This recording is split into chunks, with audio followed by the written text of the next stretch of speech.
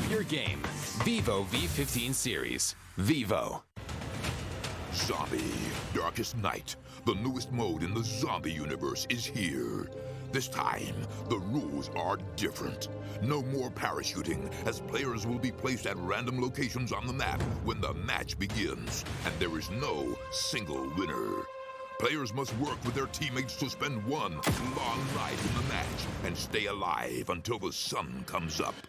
Waves and waves of zombies will spawn during each of the 3 foggy periods at night, and supplies should only be scavenged when the fog fades.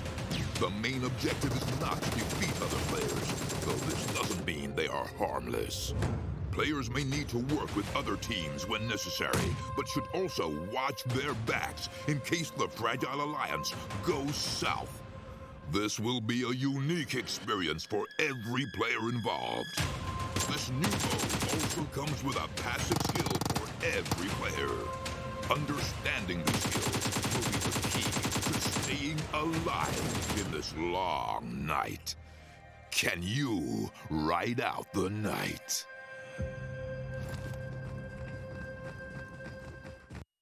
Do you play PUBG Mobile? Maybe you never run out of stamina. Maybe you're always aware of your surroundings. Maybe you're an amazing cook with the pan.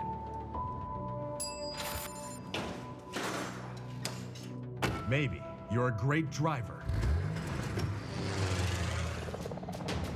But as soon as you hear the sound of an airplane,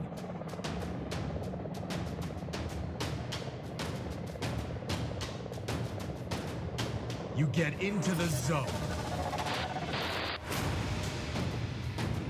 In PUBG Mobile, you all come from different walks in life.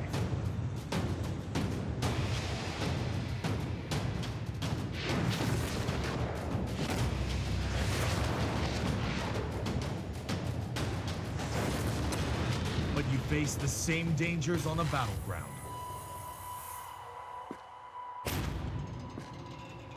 And you become friends. You work together to overcome the obstacles. This is PUBG Mobile. There's a number 1 in all of us. Welcome to the PUBG Mobile first anniversary party.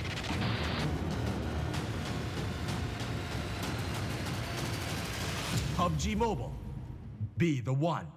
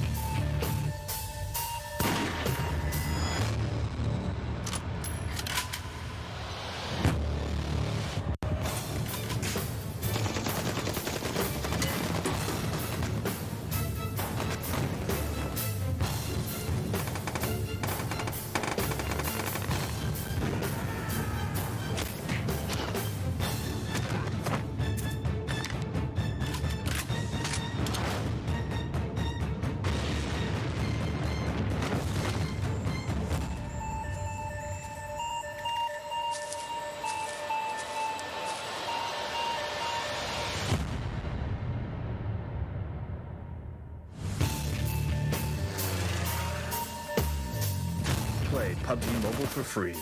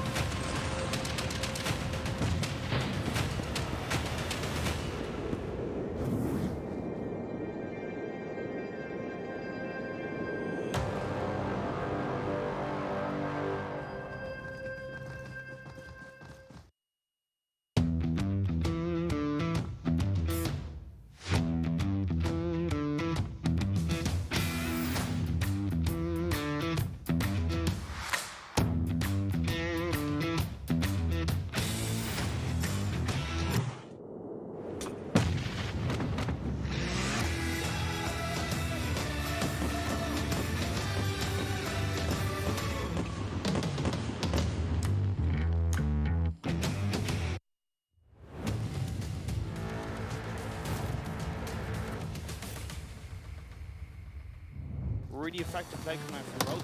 So he was flank around, back out, landed. There it is. Great headshot. They do have 1 minute though, looking for the rush on the side of Nomad Warriors and Be aware of how it's moving. Rose. and have no info on Destro. Makes it through, but unfortunately... Did you see the response coming out from the rest of his SRY team? Got back to 4 members, having a little bit of a flank win up from Alex, able to take 1 member of Rose almost down. Couple of knockdowns, SRY, they're in top.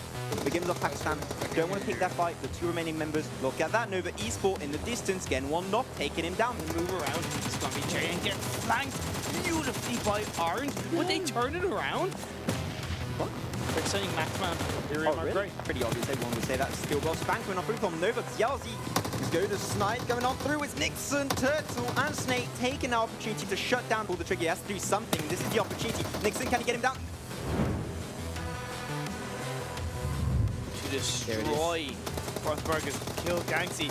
Mr. Enzo knocked down. That's going to be Rose knocking down and essentially look at the squad wipe. Only Junior is still alive. Maxon, he's going to have to be taken down. ELEMENTRIX go in and knock down onto Rose. Let's see what's going to happen as Nova are now going in there. Put under pressure. Smoke grenade being flanked out. You see him being gone. Yeah, and now also Vegeta. Oh no, Snake trying to make a run for it. The zone was just behind him, and yeah, Tsu gets the information above that rock. He's going to get lasered through, and that's going to be the #1 position. Behind each other. Can he be seen? But the Uzi sprays up. Trying to engage there. Around his left, they have the information, but Destro lasers him down, gets him down right off the bat, and that's going to be AST on the back, but might be losing this fight, actually. Look at that, Safina. They didn't see him until the last second, and that's going to be no mercy. From behind, Nid is going to come down. He's going to knock down 1 member of Hype. How are CS Pro going to respond? They get outside the building, and they swipe shots inside that complex. They can't move around. RGStar, door trying to be close, but gets blown out. Camp to win are going to be put out under pressure by RG. They moved in to 75%, but he's going to get sniped from a distance. Once again, car explodes. 5 teams, 13 players. RG still sticking in it. From a distance, they're knocking down the destroyer 1 by 1. I do think so. Like, Smoke grenade is being protected. There it is. Imperium gets the kill, gets the flush, but that's going to be the end of the story. Nova Esport, 3 chicken dinners in a row.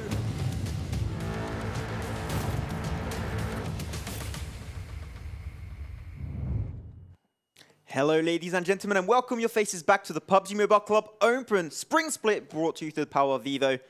We are here for day 5 Imperium. We're ready to jump into the action in just a few short minutes. Yeah, it's getting closer and closer to the end of this semi-final.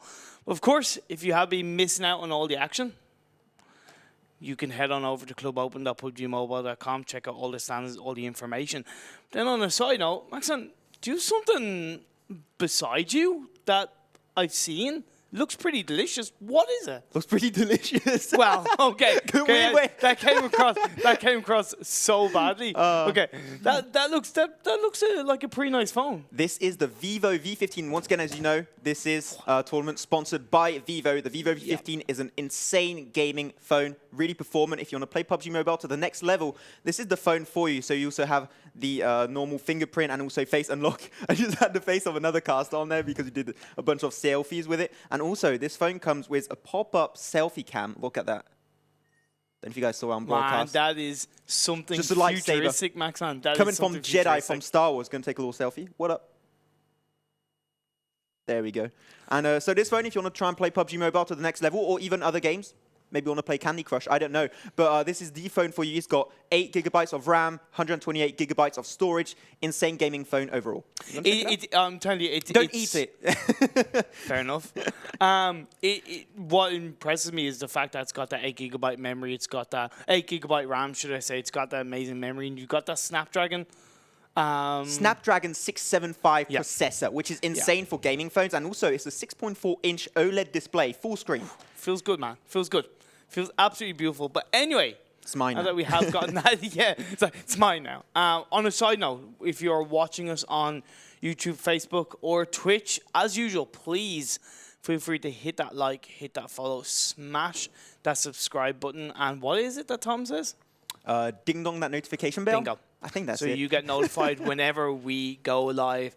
But as you mentioned, Max, on day 5, we had some fantastic games yesterday. We got a lot to recap over. We've got 4 fantastic games. It is Group A against Group C. See the schedule right in front of us right there.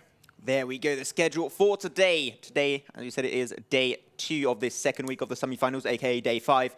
Going to start with some Vikendi action, snowy action, then followed up with Sanhok, going to go into the Jungle Imperium, and then finish by double Erangel.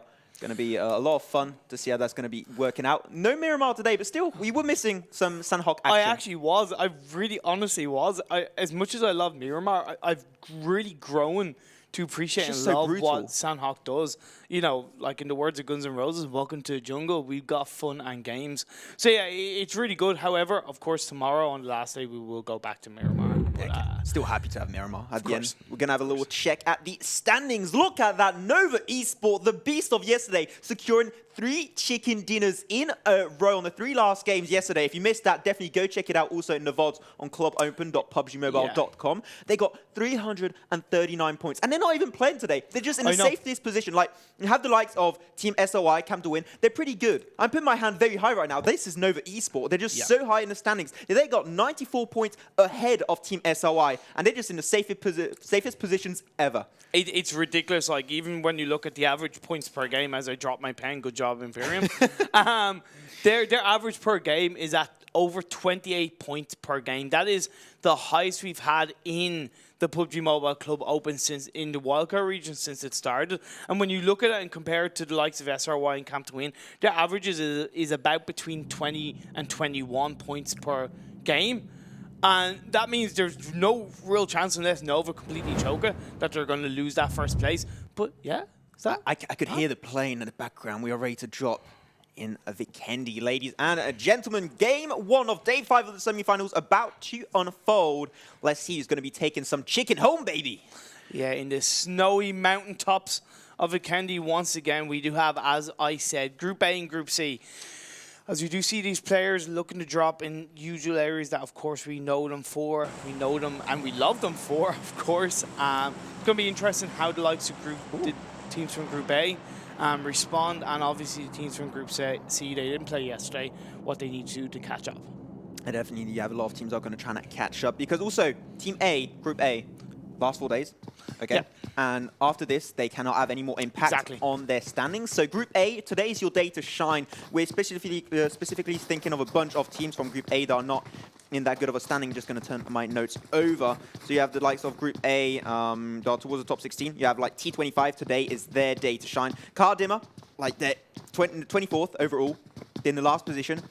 KharDimaghh, maybe they can do a Nova like yesterday, get 3 chicken dinners in a row and sneak their way in the top 16, but that, like, I don't have to mention how hard that's going to be to pull off. Yeah, I hate to say it, but if that happens, I will eat that Vivo phone. No, I know it's delicious, Imperium. Don't touch it, please. I know I'd probably eat it anyway. We need it for later, Imperium. Well, you talk about KharDimaghh. They're already being put under pressure by RG. They've already lost 2 members of their team, if we can hopefully get the camera panned over. But then, looking at this first circle, Max, man, it's pretty nice. There's a little bit of water. It's about 20%, nothing crazy. 56% of the teams are in that safe circle, so nothing completely unusual. But I do like the cluster of teams that are down in the south area of this Vikendi map. Also, we saw in the zone, SOI, right in the dead center of that zone, trying to hold compound. Something you can really expect. Once again, it is Vikendi. This is the most compound-focused map overall, the 4 entire maps. And also, talking about SOI, Choc LCC. I got a few information on Choc LCC right here. Let me just get it, man. I got too many notes in my notebook right now. He's an absolutely fantastic player. On the first week of the semifinals, on the first week of the semifinals, Choc LCC had the kill record of 23 kills on his own. Ridiculous. He's just dominating. So Choc LCC, if you're focusing down SOI, the first player you want to take down is Choc LCC. Because he's also an insane sniper. He is the official sniper for Team SOI. So on a map that's so easy to spot out people, he's going to be an insane player. But he has been also very aggressive as a player at times. So even though he's known as the hype sniper, he's a hybrid. We've talked about him being aggressive as a rifler. We did pan over to SNG, which I would like to talk about a little bit. But you were telling me, Maxon, that you talked to the guys from United Earth. I did have a little chat indeed, Imperium, with United Earth, with Murillo Wild, you can see right on the right of your screen. And they gave me a bit of information to, how they got prepared for this spring split. And what they told me is they know they are heavily underprepared right now. They're standing in 23rd position. And they know that they probably will have a hard time making it to the regional finals. But that's their objective, is to get to the regional finals because they know they're underprepared. But as it was announced, I think it was about a week ago, they announced that if you do go to the regional finals of this spring split, you will automatically get qualified for the full split, and they will be able to prepare a little bit more for that full split. Yeah, so that would definitely be a very good aim for them. And I like the fact that they're not looking to try to, so to speak, overachieve. They're realistic of their goals and what they'll need to do for the future, and they're preparing for that. It's a really great job for them. This map is of course, it's a small Vikendi map. We have seen a huge difference in play styles, Maxman, from previous weeks to heading into this week 2 in particular, but even the semi-final in general, where we're seeing a lot more teams. We noticed it across all regions that we're seeing getting to 15, 17 minute mark, and we still have 15 teams alive, 16 teams alive, still the guts of 50 to 60 players alive, because teams are playing a lot more passive and they're trying to get that end game. They also play more passive, but it's also their gameplay is way more rotation focused. Yeah. They're rotating way earlier, trying to get points of interest way earlier, trying to apply pressure way earlier, which is really what you're looking, specifically once again on a map like Vikendi, which is super compound focused. So the level of gameplay is that much higher in the semi-finals because once again, you want to get to regional finals to get an automatic spot for the full split. Yeah, exactly. Looking at Team Hype, this Nepal team right now, they are doing amazingly compared to group stages, Maxman. They are currently lying in 11th position, but quite safely in 11th. And even if they continue their average, which is at right now at about 12.58 points per game, if they hit their average, they can jump up, give or take how other teams do, to around 6th, 7th position. And of course, as I said, other teams are going to help dictate their overall position, but it shows how safe they are to even the elimination zone compared to where they were in the group stage, where they qualified on the very last day. So really got to give them a lot of credit that they've really stepped things up in their progression, in their training, in their practice, and it's showing game by game. Yeah, and also they are Group A. So today, after today, they just can't have any more influence on their score overall. So really, this is the day for them to shine even more. Even though they were doing pretty decent, like they are in the top 16 where you want to be, but they need to keep that continuity. I think the word continuity is the word we said the most during the entire spring splitting period. Yeah, of course. Consistency, continuity, just those terms that show a high level of average gameplay that's going to give you, just a high level of consistency. Can't say it anymore. We do see T25 Loki. We know them for being this split drop team. Hasn't paid off a lot of the time. And the game that you pointed out, the game that they did land as a 4-man squad, that was one of their highest finishing positions. But Loki has now been spotted by RG. It's going to be 3 against 1. That's going to be a knockdown. That's going to be a kill going over to RG. Only 3 members left on the side of T25. Just didn't even leave him a chance. Like, no, you're going down. T25, use play split. No, not going to work out. 1v4, easy peasy, lemon squeezy. Get himself 1 extra juicy kill for RGStarTeam. Also, RGStarTeam, if you guys missed out during the group stage, they were the #1 standing team. Having a little bit of all over the place kind of performances during the semi-finals, but still the best team in the group stage. They're doing pretty decent so far. They're in that top 16 position where they're supposed to be. But like, they're playing really aggressive. Their synergy is what makes them a good team, and like that's what shows up there. Definitely, and that's the thing when we look at this Group A, Maxman. You know, we have these teams like RG, OnyX, SRY camped to win. As you point out, it's their last chance to secure as many points as they can in the semi-final. And when you talk about the likes of RG, you know, they've got to be looking at things like the global final rather than just qualifying for the full split. When you have only 1 spot for a team in the wildcard to qualify for globals, that's why I think the likes of RG, OnyX, SRY, they've kind of got to go, we need to look to shut Nova down and get as many points as possible. Now we do see Nick Sin. He was trying to take that shot. You saw he was trying to go for Mirza. Mirza making it out fine. Mirza, you remember, putting off that 1v3 clutch a few days ago. That was a really nice play. Mirza also the shot caller of Team OnyX, so got to try and keep Mirza alive as long as possible. And Nick, you know, not taking the fight too early on, not giving away his position. Also, he is a lonely wolf, so taking that fight would be a huge disadvantage for him. And he'll be communicating that information to the rest of his SRY team. That's a really great thing about having that one player that's a scout and that's able to pass on the information. He's not going for shots, so he's not looking to spot, just show where he is. But given that information, it gives SRY a direction on where they need to go in the map. Just a 3-1 usual split. You can go for a 4-man split. Well, it's not even a split when it's a 4-man split. 2-2 split or a 3-1 split. They go for the 3-1 split. Something that SRY has been doing a lot in their past few games. It's been working out for them, so it feels good, man. They are in second position so far in the entire standings. They're 94 points behind Nova Esport, but it's still in second spot. Really good for them, and they secured 3 chicken dinners over the course of the semi-finals. Well, they need to start securing a good few more chicken dinners if they are going to jump ahead of Nova, I'll tell you that much, because with their average right now of about 21 points per game, when they hit that, they're not even going to jump ahead of Nova, Maxman. So, you know, I definitely think we want to step up a gear or two going into these games. They are going up against a lot of fantastic teams. Yeah, they got to try and play as cautious as possible, though RG might be clashing with ShiNiGaMi balck. They're just going to be going past ShiNiGaMi, not really willing to pick that fight. RG, though, they want to pick that fight, taking it home for themselves. Going to spam with that SMG a little bit, not really connecting any of those bullets. But now, the offending team, RG, looking to get into that compound. And they got in so easily, which in my opinion should not happen. ShiNiGaMi balck should have answered with a little bit of heavy firepower. And they didn't even do so, but now they're going for it. There's an extra push right now on that Shack and take members down one by one. But RGStarTeam having 2 members down on the side. But now they're losing that fight pretty badly. ShiNiGaMi balck can have a Molotov to try and zone them out a little bit more. RG still 2 members up, Aimlock and AK, the 2 huge players. Now Aimlock is 1-man army. Can he pull off the move solo? Gets an extra knock on ShiNiGaMi balck. Now it's going to be a 1v1 scenario Imperium. ShiNiGaMi going to be facing up Ekmi versus Aimlocker, takes him down. And that's going to be ShiNiGaMi balck taken off the surface of the earth. Just about. It seemed at the start of that team fight, ShiNiGaMi balck had a better play when RG moved in. They got the first knockdown onto RG. But RG were just able to respond just that little bit more aggressively. I feel as a team, they just came together a little bit more. There was that one member of ShiNiGaMi balck that was there as SRY taking a couple of shots onto, I believe, SOLTISQUAD. Yeah, so great play by RG. I don't think ShiNiGaMi balck were going to win that team fight when we look at positions overall. However, they gave it a good effort.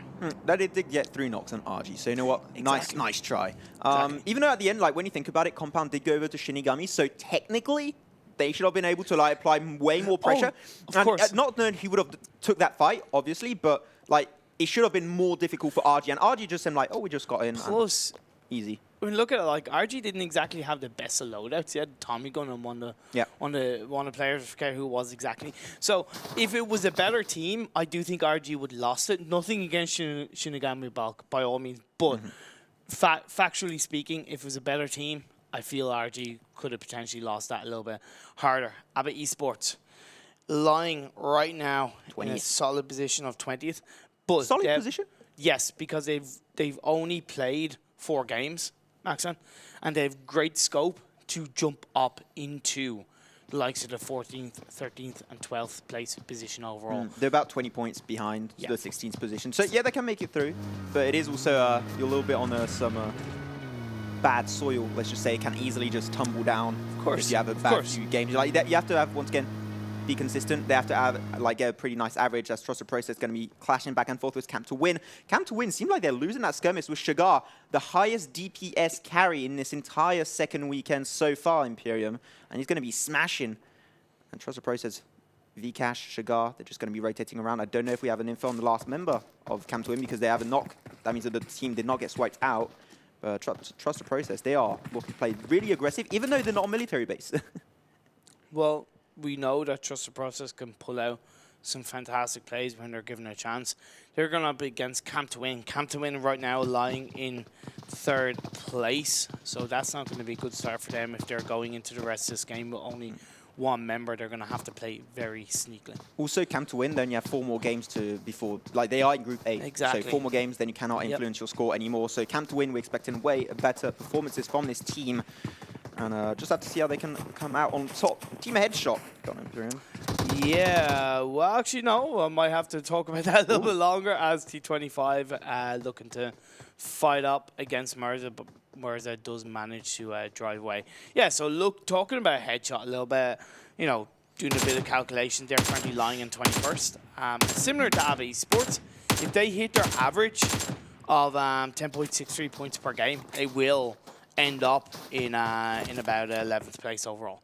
So, of course, other teams' finishing positions will help dictate that, but it's just when you're going on points average per game, that's going to help secure your overall position. You want a funny fact of the day? Team Headshot in this entire tournament is the team that has one of the lowest headshot ratios.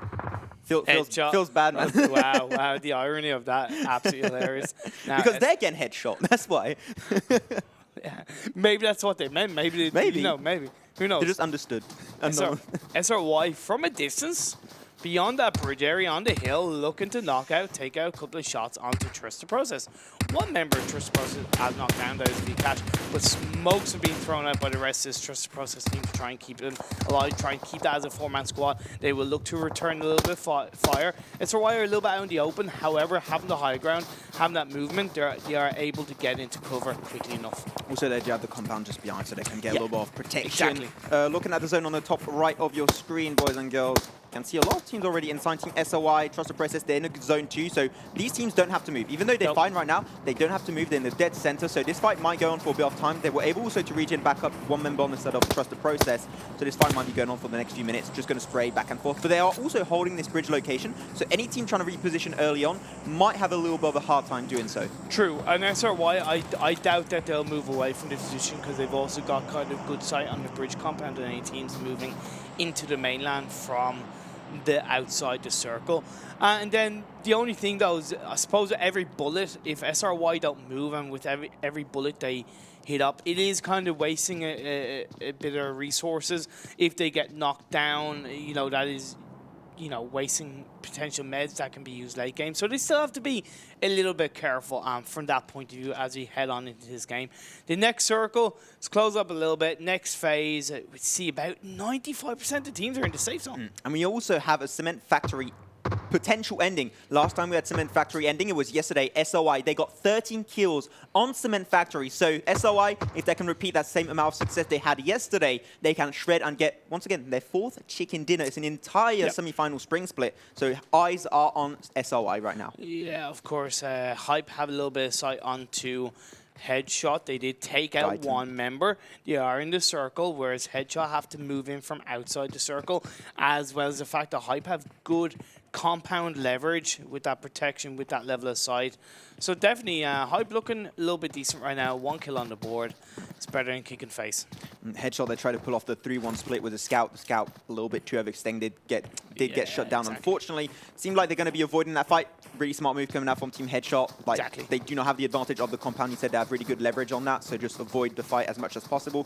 They have the Shack of Dreams. Maybe they'll find a good weapon in there. I don't know, maybe an AWM, even though you can't have it in the Shack, but you never know. You can dream, Imperium, the Shack of Dreams. Hey, look, you know, in the words of Martin Luther King, I have a dream. That I will have an AWM in the Shack. Is that what he said? Wow. Yeah, that's the true one. Brilliant. And Nomad Warriors, they are a team that have performed way above what I expected. In the group stages, though, I'm not going to lie, I was quite, you know, harsh on them at times because I saw what they could do and then they weren't living up to that expectation. And it's like they maybe heard what I said and they came to the semifinals and went, okay, we've got to prove this Imperium guy right or wrong, and look to pull out all the stops. And right now they're lying in 5th place. They're looking strong and they're potentially even finishing in the top 3. Damn it, they got to keep on that same path though. Yeah, that's what they're going to keep going for. Though Hype, they're going to have one knock on their side. Even though they do have the compound.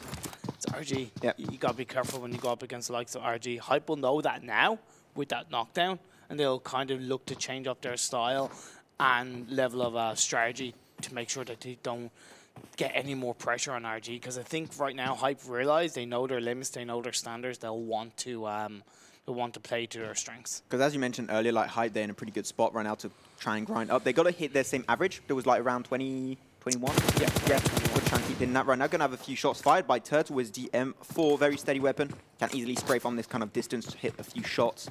Not getting anything done on Headshot so far. Do like that next circle. accent that we do see. I didn't have the proper river info. Yeah, it was decent bit of river coverage that was still in the circle. So it means the teams are going to have to be aware of how they're moving around and moving into that mainland.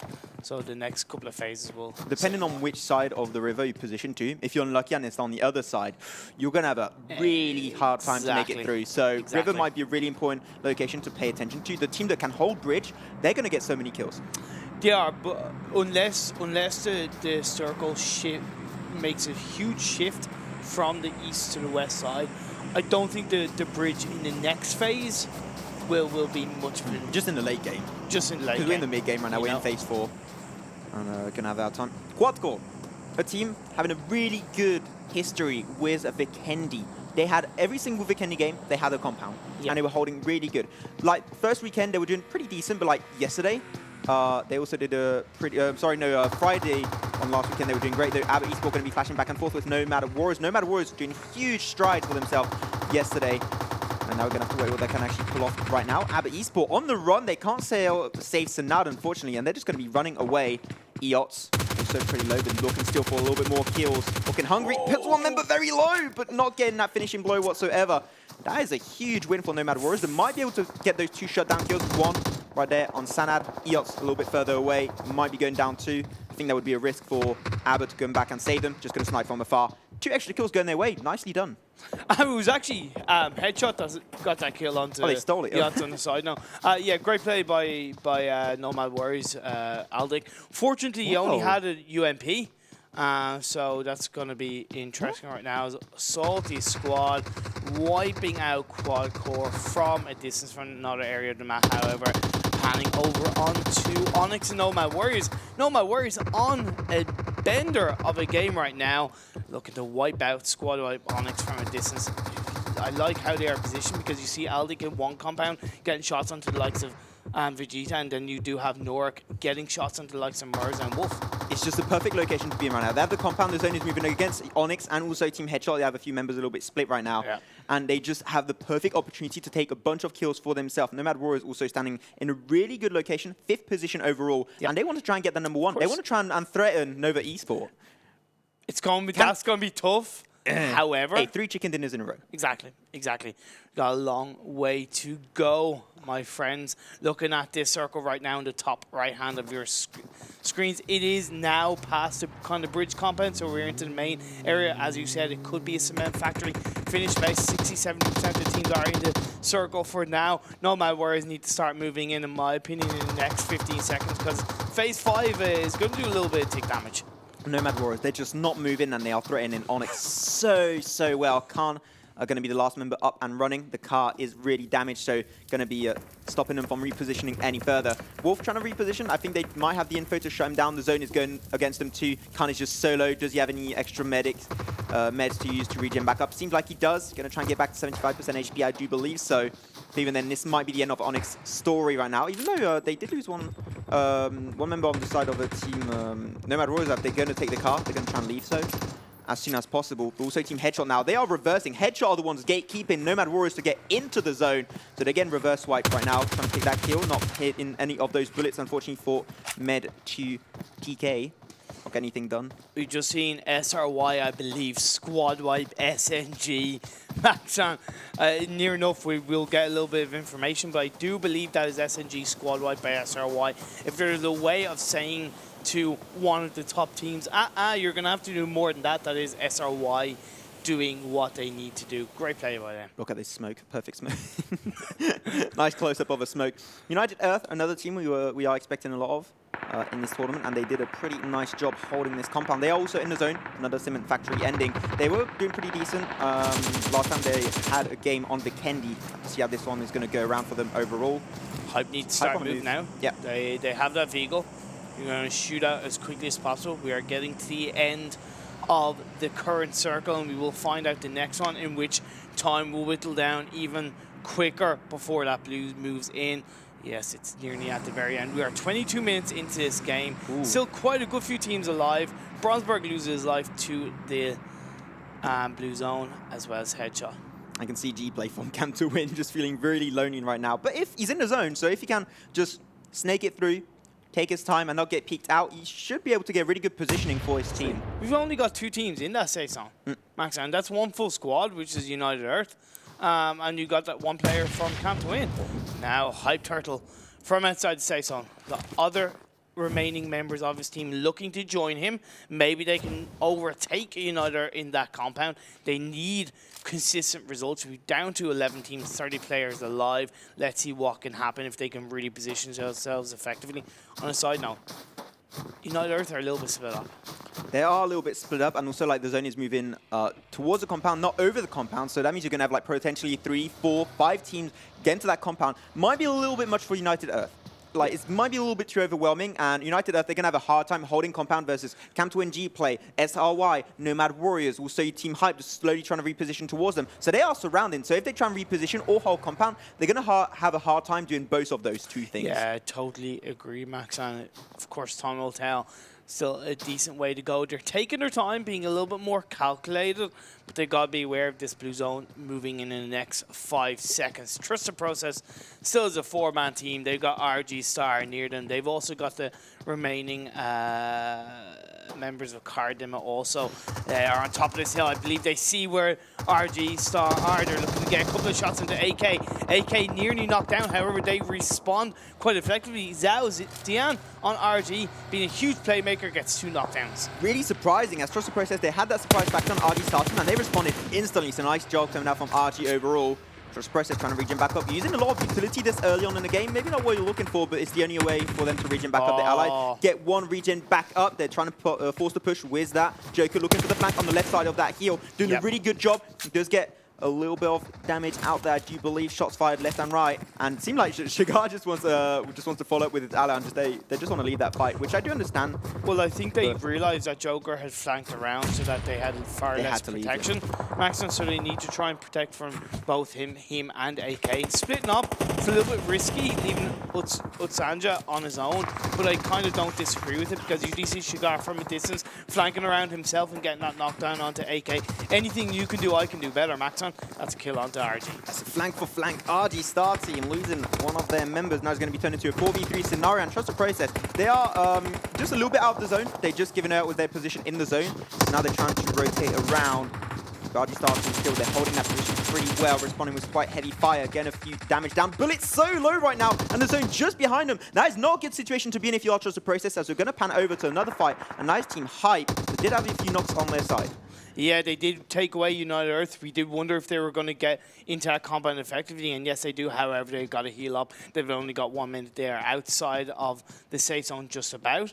Oh, they didn't squad wipe United Earth, still 2 members, but still 2 is better than none right now, Maxon, as you're getting into the later stages of the game. 26 minutes, 24 players alive, 9 teams left remaining. The circle is getting tighter and tighter. These teams are getting closer and closer together. There are many teams available right now and not many compounds. As going to have RGStarTeam clashing with Trust the Process. Trust the Process having heavy casualties on their side. ShiNiGaMi going to be dying, one of the top DPS, and that's going to be Trust the Process swiped out as SOI looking to take this compound for themselves. And they have Team Hype, they have United Earth in this location. 2 teams to go up against. Can you swipe out both? We'll have to wait and see, but it's going to be a big task to take for themselves. Yeah, let's see how they respond. They know that Lucifer is in there. They know United Earth are in there. Look at Alex going on top of the roof, using that car to his advantage. Fantastic flank around that is United Earth. Squad right just like that. That's 1 team swiped out. Can you get Team Hype now? That's SOI is going to try and focus them down right now. Hype, they have a member pretty low. That's Nixon. Same for Turtle. It's going to be a little bit easier as they are all 100% of their HP, ready to engage anytime. However, I wonder how much they know about Hype's positioning and whereabouts they are. Because their focus is on United Earth right now. Of course, time will tell. KharDimaghh. They weren't doing that well, but they've now gotten into the top 7.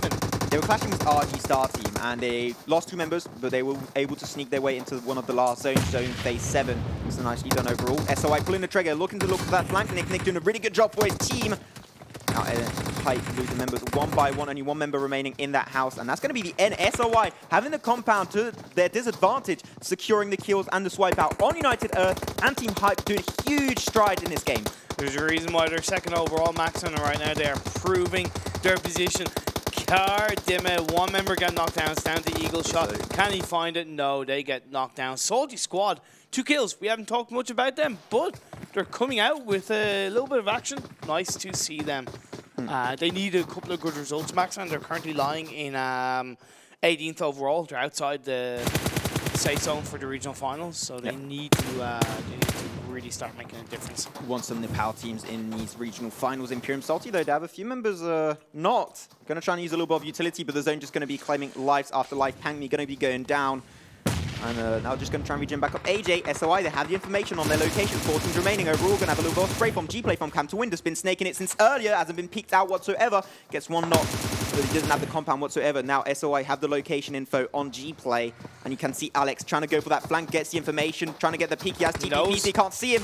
Alex sees him, but he can't. Wait, does he see him now? They both see each other, but they're not ready to pull that fight. Is it going to be peekaboo? I That's see the wall. you. No, don't jump over. You're going to get sprayed down, G-Play. That's a huge mistake. When you're doing that animation, you cannot respond with heavy firepower. SOI taking that kill. 4th position going over to Cam the win. Yeah, he should have flanked around that car, Max, and he should use that vehicle for his protection or gone into prone position so he wouldn't have been hurt. So definitely a mistake coming out from him. He had a man disadvantage, so I suppose he took a risk. Didn't pay off. Cam to win still overall finishing in the top 4 from a standings point of view. We are down to 3 teams. RGStar, SRY, and SOLTISQUAD. This is essentially going to be a 3v4v1, if I am correct, Maxon? No, it's going to be a 4v3v2. Yeah. And 2 members on Salty. AJ going to try and look for that flank right now, but he's going to get shut down instantly. He's also in the blue zone, going to take extreme tick damage, and that's going to be the end of his tail. Unfortunately, Imperium. That's going to be now a 4v3v1 as Rosen trying to get that top 2 over RGStarTeam. He does have the information, maybe can pull off a nice little bit of a surprise engage, but I think it's a little bit of a risky move. It is. If I were him, better off going in prone position, waiting, allow RG and SRY to go against each other. But now he's actually making a play, but he gets absolutely wiped out. What are you doing? You go into a suicide dive like that, you're not going to survive. However, SOLTISQUAD do well to finish 3rd. RGStarTeam already used most of their utility right now, so they're going to have such a hard time making it past this compound protection side coming out from also Team SOI. So RGStarTeam going to be really complicated to do it. Plus to the fact that, you know, SRY, they have the compound, they have the high ground, they have protection, they have a lot of tier 3 military vests, they have tier 3 helmets, they have also great looking flower on the side of SRY. So right now it is totally the advantage of SRY. They've just got to wait, allow RG to come to them, spot them out, snipe them out one by one, and I've no doubt that SRY will do this. But of course, we've seen RG pull out some amazing plays in the past. We have 30 seconds before the next zone close on through Imperium. The SOI once again, yesterday on Vikendi, they took the win. 13 kills up their sleeve, doing insane moves overall. But SOI now pulling the trigger, looking for that flank. They do get one knockdown on Joker. Didn't flush him out whatsoever, but at this point, flushes are not really interesting overall. So just looking to get as many knocks as possible. Xiaotan going to take heavy damage, going to be knocked 2. Aim locker, last member remaining. Can he pull up the 1v3 as Alex is down? But he does get another one on Chuck LCC. SLC still up there, trying to spray was that AKM. But it's just going to be that little bit too much. SOI securing their 2nd win on Vikendi today and yesterday. Fantastic play by SRY. Positionally, aggressively, kill-wise, they pulled out some fantastic plays. They took out Hype, they took out RG, they took out United Earth. Left, right, and center, they were just as aggressive as we've seen them play all throughout the Club Open. RGStar doing fantastically to finish 2nd, plus with 11 kills on their board. That's definitely not a bad thing for them. SOLTISQUAD finally getting a good result for themselves with 7 kills followed up in 3rd place. Cam to win in 4th, and KharDimaghh, no kills, but 5th place standings, definitely not a bad thing. Because KharDimaghh was in 24th position, so they have to try and get some nice, consistent performances. Good start for today and in the semi-final phase, so I can't wait to see what they're going to be able to pull off in the future. Look at the overall standing, boys and girls. SRI, they get 19 kills, just devastating this Vikendi match with 49 points going their way. You know what? If they want to catch up with Nova Esport, these are the kind of games you want. Yeah. And they're doing 100%. Great. RGStarTeam, once again, 2nd position, 22 points in positioning, 11 kills their way. Still, like, just, you can see the highest performing teams. Even though SOLTISQUAD, we haven't had a lot of nice performances from Salty. That was a good way to make it through. It really was. And then, of course, getting 12, Hype getting 12 standing points and 5 kills. Good result for them. But yeah, you highlight SRY with their points amount of 49. You know, their average points per game is 20. So they've gone over double the average points per game. That's going to shoot them up in terms of, you know, gaining a lead ahead of the likes of Camp to win. It's going to get them hopefully closer to taking over Nova. Really nice play. Because they were 94 points behind Nova Esport. That means they got about 50 points. Yeah. So now they already cut down that lead from Nova from 50 points, halfway down already. Just need another performance. I know Sunny Game 1 got 3 more games coming up. That's insane for them. Going to have now a little bit of a closer look to the lower section of the standings from 9th to 16th position. Quadcore, they had the compound and they got swiped out first. Huge loss on their side. Yeah, it definitely was. This is the overall standings after first game, though. 16th to 9th place. Quadcore still with getting into a 16th place spot after one game. SOLTISQUAD jumping up from 18th place to 14th after just one game, Maxon. Trust the process. Not having the best result in the world, still staying in 11th place because they were around there already. So either way, they've got to make waves looking at this from 8th to 1st, Maxon. Look at that SOI. They are creeping up there, getting very, very close to Nova Esport, and I am liking it. And then Camp to win still, they're holding their 3rd position pretty nicely overall. Hey, you know what? It worked out. G-Play just snaking his way in the last position and got 4th spot. Really nicely done. RGStar with that great result, they've actually jumped ahead of Nomad Warriors. I say Nomad Warriors as opposed to Rose because Rose obviously only have 12 games played, whereas Nomad Warriors have played that 13th game and RGStar have jumped ahead. So really great game right there. We saw these teams pulling out games that they really need to. I'm very impressed with SRY. Very, very impressed. Yeah, and they got to try and stay on that launch right now if they want to try and take that #1 spot off the, as you mentioned, like Nova Esport. They are not playing today, and they're going to be having their 4 last games tomorrow. Yeah, of course. So we'll have to wait and see if Nova wants to, is going to let that happen. I don't think so. No, that's the thing. By all means, do I think that Nova have absolutely lost their 1st place? And no way do I think that SRY are going to run away with the leaderboard. But we've seen these things happen. We've seen teams choke, and we've seen teams kind of, you know, fall under pressure. Nova, they didn't do that yesterday. They have today as a break. So, of course, we'll see what happens in the next 3 games and tomorrow's games. Yep. Very Nova exciting stuff. Esport can just put their hands behind their head, put their feet on the countertop, and just chill for today. But anyways, that was game #1 on Vikendi. We're coming in just a few short minutes with some Sanhok action.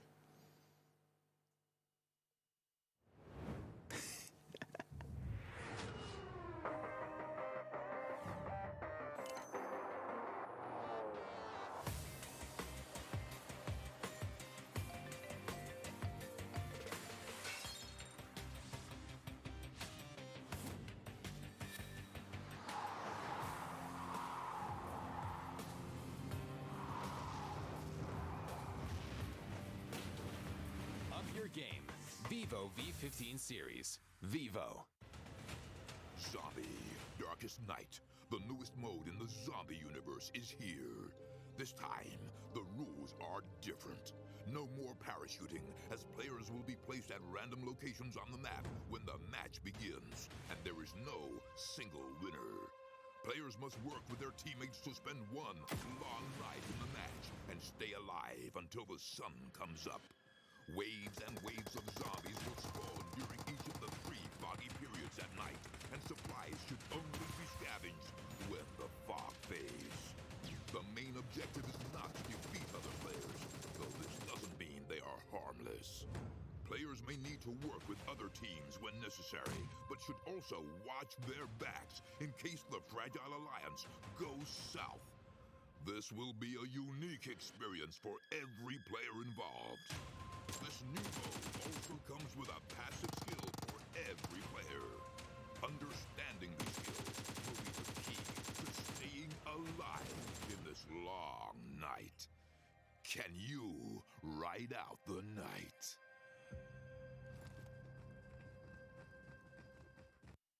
Do you play PUBG Mobile? Maybe you never run out of stamina. Maybe you're always aware of your surroundings. Maybe you're an amazing cook with the pan.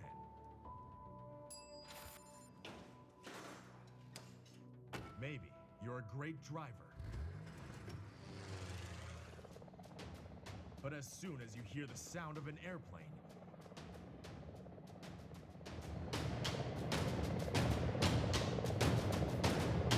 you get into the zone. In PUBG Mobile, you all come from different walks in life.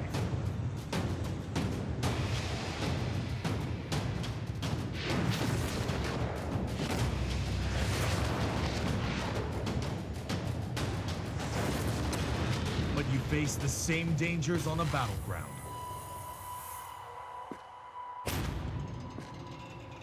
And you become friends.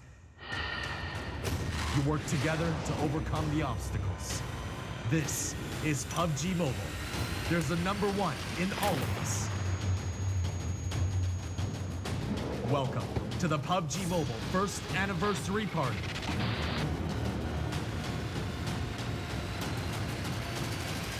PUBG Mobile, be the one.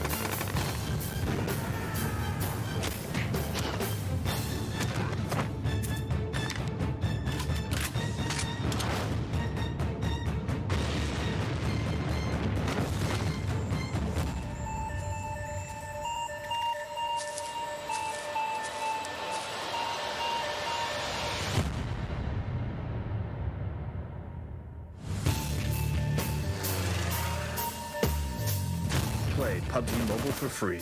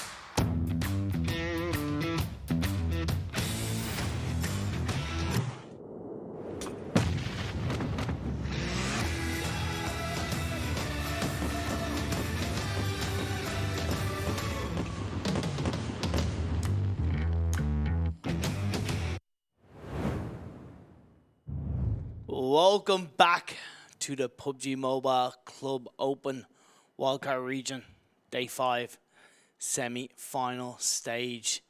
Had fantastic action already on Imperium, joined by the wonderful Maxman. And what can I say? We're going into this second game, which is Sanhok. This, of course, is brought to you through the power of Vivo, Maxman, the official sponsor and the official smartphone of the PUBG Mobile Club Open. Sexy phone, Imperium, and sexy matches are going to be coming to us in just a few short minutes. Sanhok action. Sanhok, a.k.a. the most aggressive map out of them all. And it's going to be coming in just a few minutes after that. Once again, double Erangel going to be followed up as usual, but can't wait to see what's going to be happening on Sanhok. One team that's been having a good amount of success on Sanhok in the past, that was Nomad Warriors, a team you've been enjoying a lot more recently. The resurgence has been incredible, and their plays have been fantastic. And they've also been one of the most consistent consistent teams, should I say, in the semi-final stage of the Club Open.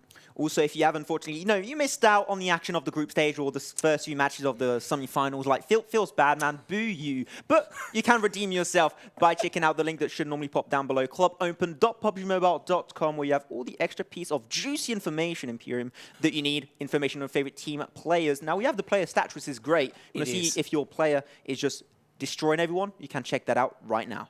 Of course, and whether you're watching us on Facebook, YouTube, or Twitch, please hit that like, hit that follow, smash that subscribe button so you can get notified when we go live, when any of the other regions go live, because there's a lot more PUBG Mobile Club Open action to come in all regions. You got NA, you got SA, you got Wildcard, the best region. What? You got I think Wildcard's a thing, but yeah, you got a lot of really juicy India, action. Yeah, coming on through. And this is the first split. You got Spring Split, and then you got Full Split. Also, a rule that hasn't been really put out there that much. It has been announced a week ago. If you do qualify for the regional finals of the Spring Split, you will automatically get qualified for the Full Split, so no need to go through the qualification phase. If you're in the top 16 in this tournament at Sunday night, you're basically through for the Full Split. Yeah, of course, that'd be a great opportunity. Well, actually, it'd be 15 teams, because then that one team will go to global finals. Yeah, but after if he fails in global finals, he has a second shot. So 16 teams. Yeah. So either way, let's have a look at these standings for 16th to 9th place for now. This is the qualifying range. We saw a couple of jumps in teams, Max, and nothing super aggressive for now. Still a long way to go. Do want to point out SOLTISQUAD moving from 18th to 14th overall after one game. SNG, look at that. They're just in 9th. They've been doing so good in the group stage, and now they're still in the top 16. No, good for them, but I think that we can expect a little bit more from this team because they've been mostly focused on kills, which is something we weren't really expecting from them. They got 40 kills, which is one of the top kills in this 9th to 16 leaderboard overall. They're doing pretty decent. But I remember the good old times of SNG where the S would stand for snakes and it doesn't stand for kills or anything. So yeah, I'm SNG playing a little bit different, but it's working out. They're in the top 16. Good for them. And now Imperium can have a closer look to that number 1 to 8th position overall. Yeah, the likes of OnyX. OnyX, I've got to say, look, you guys have not been performing well. You only got... Wow. No, they got a really bad result last game. Yeah. The last 2 games yesterday, yes, they got 2 high-scoring points, but really their consistency has been absolutely shot to pieces in the semi-final stage. From a team in the group stage that's got 3 chicken dinners, most specifically in a row, that's been dominating, and now in the semi-finals have been having up and downs way too often. Once again, we're expecting way more, but they are still safe. But once again, only one team, Imperium, will represent the wildcard region. So far, if Team OnyX keeps up at this pace, they won't be, unfortunately, the lucky team to represent the wildcard series. Exactly, when you have the likes of Nova lying in first with a ridiculous lead for now. And the likes of SRY getting a fantastic 49-point game 1. That's why I say to the likes of Team OnyX, you guys you really need to step up or step down from that point of view. You got to get your act together if you want to claim that top spot in the regional finals and go on to globals. Get it together. No, it's I'm going to go all he's like a grumpy dad. Come on, I'm going to go all make me proud. But yeah, of course. We do see the point standing, the tournament rules, how these teams will fare out depending on how they finish positioning-wise. Yeah, if you did, unfortunately, like, don't know, you just arrived on the broadcast, don't know how the tournament works so far, look at how the rules actually work. If you get that chicken dinner, you get that juicy chicken for yourself, you get 30 points. We saw a bunch of teams you saw yesterday, Nova Esport, 3 chicken dinners in a row, that's 19 points going their way as we're about to now enter Sanhok once again, jumping into the jungle. Yeah, welcome to the jungle. We got fun and games, we've got kills, deaths, we've got SMGs, and AR rifles for these teams to use. We know Sanhok is an aggressive map. We know it's small. It allows for a couple of these teams to really bite hard into the enemy's asses. Don't take that however you will, Maxon. As we do see these teams dropping. Want to see how this circle pans out. Most of our Sanhok games, they started with a coastline circle, and we have okay, well, 50% of the zone is water. 40. I'd say 50. No, I was going to say higher, 60%. 60%. You think that's if you count the rivers and everything? Okay, potentially, but that is one very, very first small zone. After once again, Sanhok is just a lot of water, and you already have a bunch of teams that are pretty like easy rotations early on. There is, for instance, teams down in the south, they do have a lot of area to move in between the east and the west and the south side of this map.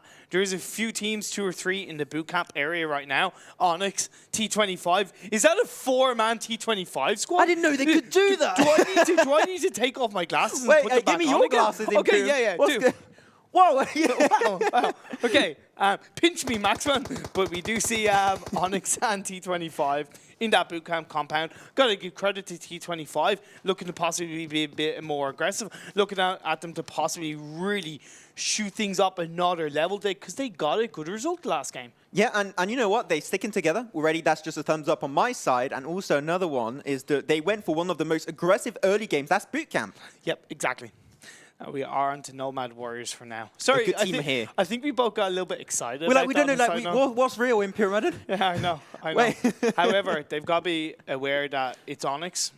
We talked about how OnyX need to kind of step things up a bit. A good start for that would be taking out the likes of T25 in this bootcamp area. So definitely T25 have got to be a little bit careful. Vegeta knows where they are. Ares has been knocked down a little bit from a health point of view. Wolf. Ooh, Thor. Pretty low. Yep. Be careful, my friend. OnyX, they did split. They're doing a 2-2 split overall, having 2 angles of fire. They do have compound, so that's a strat that I would understand. Pretty smart. If you do not have compound, it's not a good strat to go for. But now, T25 Thor, I don't think he found any med kits right now, so going to be already a hard fight to pick off for T25. They're just not used to playing together. This is not wow, cute. Man. Jeez, that says a little bit. Shots fired. We're not used to seeing them play together. But we've got to talk about the angle of fire that OnyX have, as you talked about, in a 2v2 situation. Because right now, T25, the only place they can really go is essentially in that, I believe it's east direction. Yeah. Which will take them away from OnyX. But even then, you're kind of in the open, so you fear you're going to get shot down from every angle when you go there. So right now, they're really in a pickle. Also, bootcamp is not a location that is known for having that many spawns of cars. So if you're very unlucky, T25 are going to be stuck here with Team OnyX, and that's definitely not a team you want to be stuck with, especially if OnyX is able to perform at the level of the group stage, where they were doing absolutely insane games overall. Now, T25, they are really sticking together. So looking at this circle, right now, good 85% of teams are in the circle. So it's pretty nice. They are generally spread out. Couple of clusters of teams in the south, couple of clusters of teams on the west side. But right now, I actually feel they have a decent area of space for them to loot up comfortably and lead into the late game. But I do think OnyX are opening fire into T25. Yeah, knowing that this is also a very small map, these teams are split pretty evenly. So as you mentioned, like really enjoying that these teams are playing really passive, taking their time. Also, because you have so much water right now, you can see that having the coastline this early on phase 1 is a really smart move. After, the more the game goes on, the more you want to try and run away because it's going to be harder to reposition in the next phases and the next circles. Still a fight going on here as Loki going to be knocked and OnyX ready to pull the trigger. Yeah, they definitely are. They're moving. They're flanking around. Loki is knocked down, looking to be revived. They're moving in from all angles, getting shots fired. Nice. Loki is being squad wiped, or should I say item wiped. Odin knocked down for now. This is going to be T25 having to try to respond in however way they can. Ares has been knocked down. Thor coming down from the roof, knocks down Vegeta, but it's going to be a 3v1. That squad wipe going out to OnyX onto T25. T25 at the end there, trying to pull off a Spider-Man move, not really working out. Gets a knock, but that's about it. And OnyX prevailing, coming out on top. Even though they did have to be the one pulling the trigger, entering the compound, T25 just getting completely overwhelmed, and they're going to be getting into one of those last positions. Did they got top 16 or top 15? Because you had another team get swiped out, actually. Which team were they? I'm kind of curious because we didn't see it on any of our sides, so it'll be interesting to see how that does play out. Maybe one team just unfortunately didn't show up. We will, of course, try and find out as much as possible. However, got to talk about this circle moving in. We've got a nice chunky space around the quarry that is not occupied by any team. I believe SRY moved away from there, and they are moving in closer towards one of these other teams. Headshot. They got a decent result last game, but only 6 points, Maxman. They need the average of about 10 to 11 points if they really want to secure the regional final spot. Yeah, they've got to trample off a really good performance. Camp to win. Last game, able to sneak their way towards the 3rd position. It did work out for them, but like this is a very aggressive map, so you want to really try and focus together. Also, you have Nomad Warriors that's going to be gatekeeping this area, so maybe a hard time to get through, as we have a little bit of a loot crate dropping on through with an M249. Can be a really good weapon to play aggressive, to rush compounds like that. Rate of fire is just absolutely insane. So if you want to try and look for compound rush moves, definitely the weapon for you. Yeah, so look at where it is. You got SNG. What I do like is if SNG can move into where that bridge is, they can camp it. They can gatekeep it very nicely, and they will be able to put a lot of pressure on the hype. But then again, I'm sorry, Headshot. But then again, Headshot could do the same thing. Of course, time will tell. We will find out. I do want to talk about the fact that Trust the Process are occupying the very center of the say zone right now, which is ironically known as Paradise.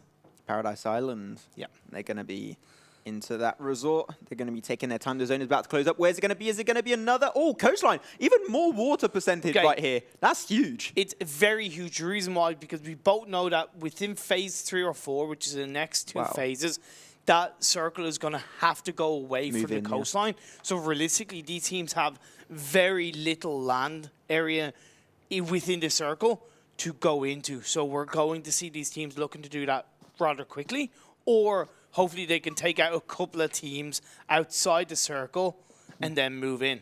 Nomad Warriors, they have sight on the camp to win. He's on his own. Don't pick that fight. Just don't look for the kills. Unless he really wants to go for it. He can just see. Oh, he's going for the spray. Okay, he's going for it. Gets a little bit of damage down on Akish, but Akish making a run for it. Left, right, left, right. Yumbo Jumbo. We're not connecting any extra bullets, not taking anyone down. But now Lorky, he's left behind. And I think that Lorky will have to make another run for it. But that's really weird. He's picking that fight, knowing he's a one-man army. And he might get reversed engaged right off the bat. True, but he's got decent protection with the rock. He's got decent protection with the trees. I don't think Camp to Win really know where they are. And that's a knockdown onto Disconnect. I don't think it's going to result in a kill, but what that will do is that's going to use and waste Camp to Win's resources, meds, going into later stages of the game. So I don't think that's what Nomad Warriors was looking for, but actually Aldic there, by shooting, was forcing them away, and they were able to catch them back when they were running away from him. So actually that was the idea. That was super smart, as you have the furry boy coming to engage from Nomad Warriors. Me, the grenade coming through. Kobe, ooh, putting Nikola pretty low. Nicely done, going to regen back up instantly. But they're going to have to use a little bit of utility. The zone is moving up against Camp to Win. They're going to have a hard time repositioning. They have 20 seconds on the clock to get there. Molotov coming on through. Going to try and connect on Nikola. But doesn't really get anything done right there. It was close. It did force Nikola to reposition. And I've got to give credit to Camp to Win right now. They are responding to that a little bit better, considering how they initially seemed to kind of not really know where to go. But they've gotten inside of where Nomad Warriors are. They're now positioning themselves in a way that they have good protection, they have good vision, they have decent high ground. But, as you just pointed out to me, Maxan, this blue zone is starting to move in. It's not going to do much tick damage, but it's definitely not going to help each team's situation. Yeah, the zone is moving on through, and Camp to Win, they have to move. That extra tick damage applied with the pressure of Nomad Warriors is going to be a little bit too much, I do believe. But also, Nomad Warriors might have to reposition soon. One of these two teams is going to go down Imperium. Which one will it be? We'll have to wait and see for the next few seconds. Camp to Win going to now take in a little bit extra damage. But though Nikola, he's in a really bad spot. Because if he wants to reposition, he's going to have to use a lot of utility. Puts a knockdown on Akish. I think that might be the end. Oh! Huge grenade from Nurik. Gets a kill, flushes out, and also gets an extra knock on G-Play. Disconnect trying to go for that regen back up. Nurik did also get knocked on their side. But now a little bit of spray action coming on through from Lorky of Camp to Win. Huge opportunities. Gets 2 extra knocks, and they are in the blue zone. And both of these teams going to have huge losses in this fight. Yes, we do see great response coming out from Lackey. Gets another knockdown onto Nicola. This is really turning around in favor of Camp to win. Damn it, like they were the team getting harassed and now Camp to win turned it around. Did lose one member in the process, unfortunately, but they get a kill on Nicola, get an extra knock on their side. I don't think Norik, like the two members just left. So Camp to win coming out on top at the end of the day, and now they have to do something, and that is rush the zone. Yeah, talking about rushing the zone. We see this circle closing in. Decent bit of teams on the east side, which is SGI, SOLTISQUAD, and ABBA eSports. You have SNG United Earth moving in very effectively. Headshot is still occupying the coastal compound outside the breach, and Trust Process have moved in. They did not keep their compound. I think that would have been an interesting location to keep, but they decided to try and look ahead, try and get a potential good location. If the zone is on Paradise Resort, feels bad, man. Feels bad, man, indeed. But right now, we do see SNG United Earth going at each other. Bleak, it's like under a bit of pressure. United Earth, they need that good result. You talk to them yourself, and they're not afraid to go up against SNG. I feel so bad for Trusted Process. They're giving away Paradise Resort. Seems like SOI might want to rotate towards there. United Earth, they're going to be using G5. Look at that huge flank coming out from SNG with one of their members, Dens. Gets 2 knocks on their side. Only 2 members remaining on the side of United Earth, trying to have a few snakes on their side. Well, he gets another one for himself. Another knock, another flush. Now, Krasava looking for that engage. He got 2 angles of fire on United Earth, and this might be the end of their tail. As Morello Wild, the shot caller of United Earth, is going to be super low. Last member remaining. Can you get that outbound? Can you just sneak a few more kills up your sleeve? We'll have to wait and see. Great move out by Krasava, Maxman. He flanked in. He knew that Deans was going to be under a little bit of pressure in a quick amount of time as Merlo White has been taken out. So he moved in, supported his teammate, and helped to get that squad right. Really great position, great flanking around, and yeah, SNG, they get the better of that team fight, but we are outside the safe zone. ShiNiGaMi, balck, and SOLTISQUAD. SOLTISQUAD got a great result that last game. They want to respond with another good result. Salty, the offending team, they are out of the zone, and you can see it's going to get gatekeeped by ShiNiGaMi balck. And ShiNiGaMi, they have a lot of terrain, a lot of grass, they have a few rocks to use as defensive position. And now Salty is going to be using Rusen, going to be knocked right off the bat, trying to make it past that front line, but they just can't make it work out. And ShiNiGaMi coming out on top at the end of this skirmish. Salty with AJ and Rusen down, trying to snake his way through with TPP, can have the information. Salty might be losing another member. He finds a knock right against him too. Salty having a huge fight up against ShiNiGaMi balck, and this is actually, I believe, the end. ShiNiGaMi, ShiNiGaMi got swiped out. That's huge move for SOLTISQUAD. SOLTISQUAD, they look to be under pressure, but Pank me, I think that's how you pronounce it. Spank me. Okay. Not during broadcast, in private. Thank you very much, Maxwell. They do get that squad right, so great play by them, but they've got to move into this circle because it has definitely compounded outside the coastline. You still have that little bit of area, so when we get into the next phase, it's going to really shrink quite heavily. I do like where Trusted Process are positioned right now, Maxon. I actually do give them a little bit of credit. We do see OnyX have now occupied that Paradise Resort area, and we see that the circle is actually a lot closer to Paradise Lost. So that's Paradise Paradise Resort compound. It's a compound of Paradise Resort. Sorry. And they're not in the actual compound itself, but still they're holding a good location overall. SRY, they're losing a few feathers in that skirmish with a headshot. OnyX in the distance. They're getting a little bit overwhelmed. 3-man partied, and that's going to be the end of Team SRY. They won last game on Vikendi, and Sanhok just not working out for them. Oof, SRY Omega feels bad, man. Omega, oof, indeed. But HS Headshot, they need good results, they need good plays, and they are now responding very effectively. We're still in 11 teams max and 39 players alive 40 minutes into the game. Yeah, you just see how important compounds are at this stage of the game because you have so many compounds on Sanhok, and there is just SY didn't have one. They were getting 3-man party, 2 teams left and right. They both have compound. At that point, it's just if you make it out alive, it's just a miracle. As a zone is still closing on through a little bit of compound. But look at ABBA eSport pointing me out by Imperium. They're on the very edge of that zone. I worry because they're going to be put under a lot of pressure. We know for a fact that this is going to have to move in very much from the water into the mainland area. I feel like it's going to end around the Tatmok area of the map, Maxon. Of course, time will tell. And however, we've got Sanhok on his own. Speaks for itself. RG outside the safe zone. Only 2 or 3 teams are actually inside the safe zone. So we're going to see a lot of shrinkage, a lot of teams coming together. Loot crate being picked up by SNG. I don't know what they had as a weapon in that loot crate, unfortunately, but they got a suppressor. They got a nice bunch of information. Suppressors are huge on Sanhok. Yeah, so much coverage, and like it's a really good snake map. So if you can use that to your advantage, huge plays are possible. Trusted Process, they're giving away their Paradise Resort earlier, and it's not a Paradise Resort finish, so you know what? Good for them. They looked ahead and had a good opportunity. Really lucky move for them. They're slowly making their way towards the likes of RGStarTeam, and they repositioned so fast. They really did, Max, and they were not slow to respond. They realized that they need to get another good result. They need to get a high position. They did finish second in game 1 on 33 points. If they want to claim that top spot, if they want to get closer and closer to the global final, they need to step things up a notch. And they have this compound. They have this area. It's a nice big building. However, I worry because it's not a couple of separate buildings that they can't necessarily spread about as much as they would like. It's hard to hold, yeah. But because it's one bigger building, if grenades are shot into that, you are going to have more room to move around them.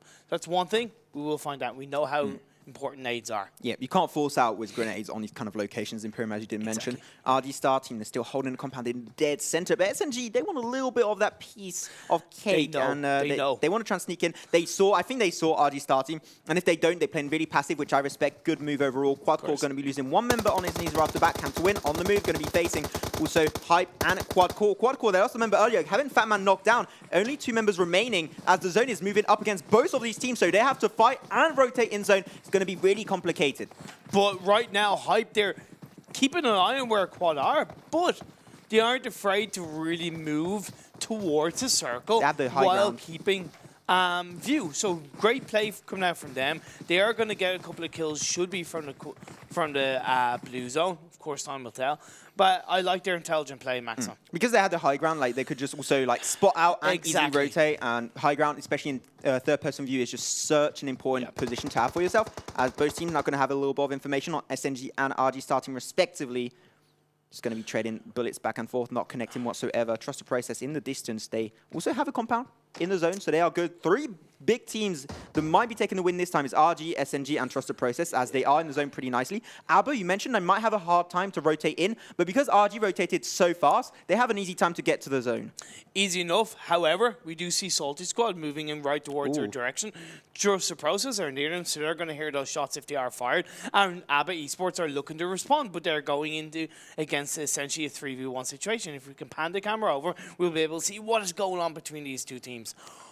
Oh, they only have one wait, is that another compound up there? I think it's like one compound and a half. Compound, yeah. Yeah, 1.5, we'll just call it Imperium. And up the north, seemed like Trust the Process want to rotate fast, but some teams already have the compound up their sleeve. And Salty trying to pick that fight, but they are going to be getting a nice bunch of kills and a swipe out on Team ABBA Esport Imperium. Salty been picking so many fights early on and coming out on top in most of them. Yes, they do. There is that one remaining member of ABBA Esports trying to prone, trying to stay away from that engagement. So one member was knocked down, but like you said, getting another couple of kills. That's 5 in total for them right now, Maxman. As we do see, can Sabri be spotted out and taken out by SOLTISQUAD? Of course, time will tell. Quadcore got swiped out. Imperium, unfortunately, that's the end of their tail today. Trust the Process have a knock on side of Bullet. And they're trying to still get... They are in the zone. They're pretty okay. They were easily going to be able to rotate in. This might be a snake finish Imperium. But the zone is under the control of Team Hype, I do believe it is right now. So they're in a really good location to take this game, as they only have Nomad Warriors. Only Satsura lost a few skirmishes early on. I think it was Camp to win. Yes. They were fighting up against them. Was the zone moving against them? They still have one member. Once again, snake finish. They can potentially make it in that top 3 position. Yeah, you see Trust the Process behind that rock trying to spot a SOLTISQUAD, but they are being hit up by Camp to win from the opposite direction. Good day, mate. And Lucky trying to get them from a distance. We do see shots are being fired. Nades are being thrown out. They get those knockdowns. Let's see what Vcash can do for Trust the Process. We've seen them in this situation before. Pull out stops, and they respond very effectively with the kill on the G-play. Trust the Process, they've been having the compound since earlier, and without compound, Trust the Process is just getting slaughtered in this matchup, surrounded by SOLTISQUAD and Camp to win on the left, on the east side, and also the north of that map. But they're right in the middle of the zone. No more compounds in the layer. There's only one building. I think that is right there. So might be able to get there just in time for Trust the Process for their last member. But still, it's going to be a really interesting finish. That shots fired between, once again, Team Hype and also the likes of Team OnyX on the left. Honestly, I know we're panned on this Sator. It's like All a he's doing tennis match. is yes, left, right. right. Now, he's got to be careful because he's only got 10 seconds. The safe zone is quite far away. He's got Hype near him, and he's got OnyX. He's in a really tough situation because if you get up and try to run, you're most likely going to be absolutely bamboozled out of it. But if you stay where you are, that blue zone, that tick damage as you are in phase 6 is going to do a lot. It's really tricky. I would recommend all he can do is just wait, hold out, because we are seeing headshot being taken out by OnyX. Safe zone doing, blue zone doing its own damage right now to these teams. Hype, Turtle trying to move into the safe zone sooner rather than later. They've got a nice bit of space, Maxon. Yep. I like the way they're flanking around. They're trying to get into a quicker part, as we did see. Nixon. Last member. Hey, he's still got 5th for his team, you know, good for him. Hype now going to be losing Nixon on his knees. Eyes on the prize, eyes on that chicken dinner, but they're having a hard time getting to that position without too much of a hassle. SOLTISQUAD a little bit split overall. Did lose Rusen a few minutes ago, and now they're just going to try and hold compound the north section of this location. And the good thing for Hype is that you see the final 3 teams are actually fighting against each other in the opposite area of the circle. So this is prime for Hype to actually really finish in the top spot.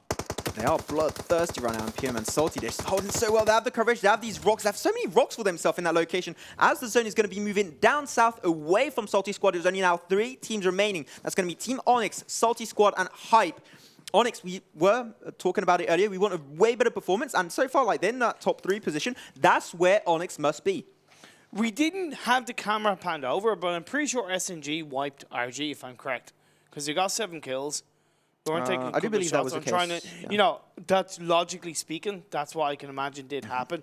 As we do see, this circle is starting to close in. We've got 2 against 3 against 3. Yeah, that's it. Yeah. And we do also have then 2 Nepal teams, Team Hype and Team SOLTISQUAD. SOLTISQUAD, once again, renamed from Team Move Out during the group stage, if you do not know who we are talking about.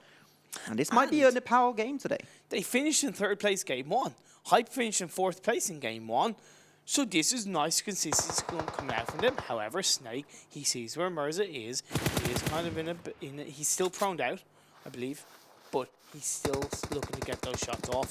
Now, SOLTISQUAD are going to have to move into the circle. We're getting to see these teams come closer and closer together, trying to occupy that hut as quickly as possible. We have a couple of trees, a couple of rocks that these teams will hide behind, but Mirza responding, getting a knockdown onto Gurkha. Sada going to be taking a few shots back and forth. It's Vegeta, last member remaining on the side of Team OnyX. He might get flushed out very soon. But we'll have to wait and see. He's still trying to answer. They have a little bit of utility on the side of Salty. Pays off to keep that utility until the very end of the game, Imperium. And now you have AJ. He was a little bit split. He's trying to potentially get an angle on Vegeta, but can't see him quite yet. On a side note, Snake only has 1 nade, smoke grenade. Oh no, that's med. Sorry, that's a med kit. My apologies. Gonna throw the meds. Well, either way, he's only got 1 painkiller left. That's not going to be the best when it comes to looking to heal up. Wow. Well, man. Jesus. So, yeah, really great play coming out from them. Hype, hide behind the rock. We're down to 2 teams. OnyX got taken out. SOLTISQUAD 3 against 3. 2 Nepal teams. To see who's going to be able to finish off the opposing team.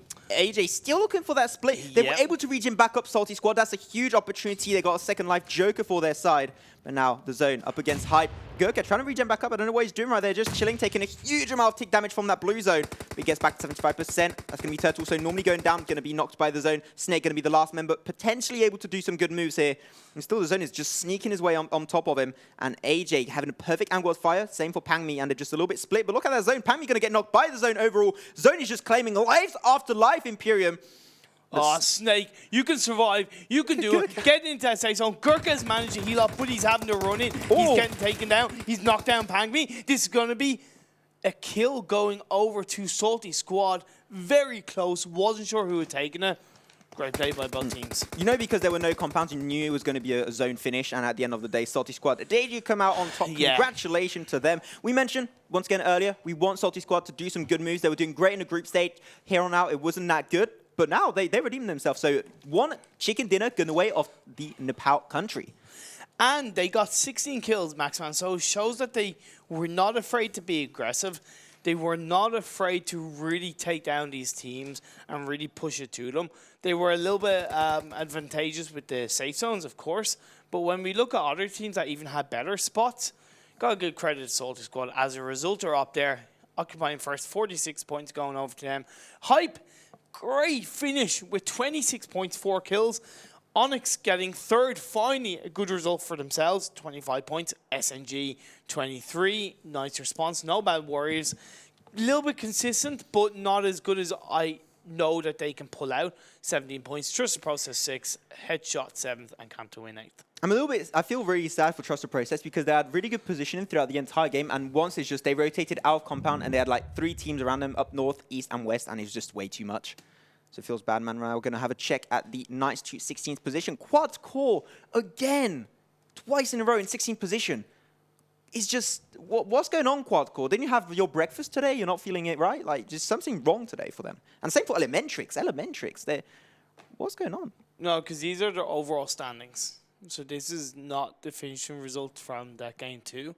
That's the standings right now after 2 games. Still. Where's Quadcore and ELEMENTRIX? We haven't seen them. We're waiting. Well, way more from these ELEMENTRIX two are in teams. Group B. Yeah, but still, like that's why we didn't see them right now, because they weren't playing. Fair enough, fair enough. Now we do see the standings of 8th to 1st. That is definitely a little bit confusing when they go from 1st to 8th. But either way, this is overall standings after 2 games. SRY did not get a good result, which essentially negates what they did in game 1, Maxon, to be perfectly honest.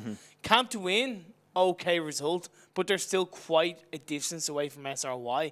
RGStar, also, yeah, a little bit of a gap between these top 5 teams, to be honest, Maxon.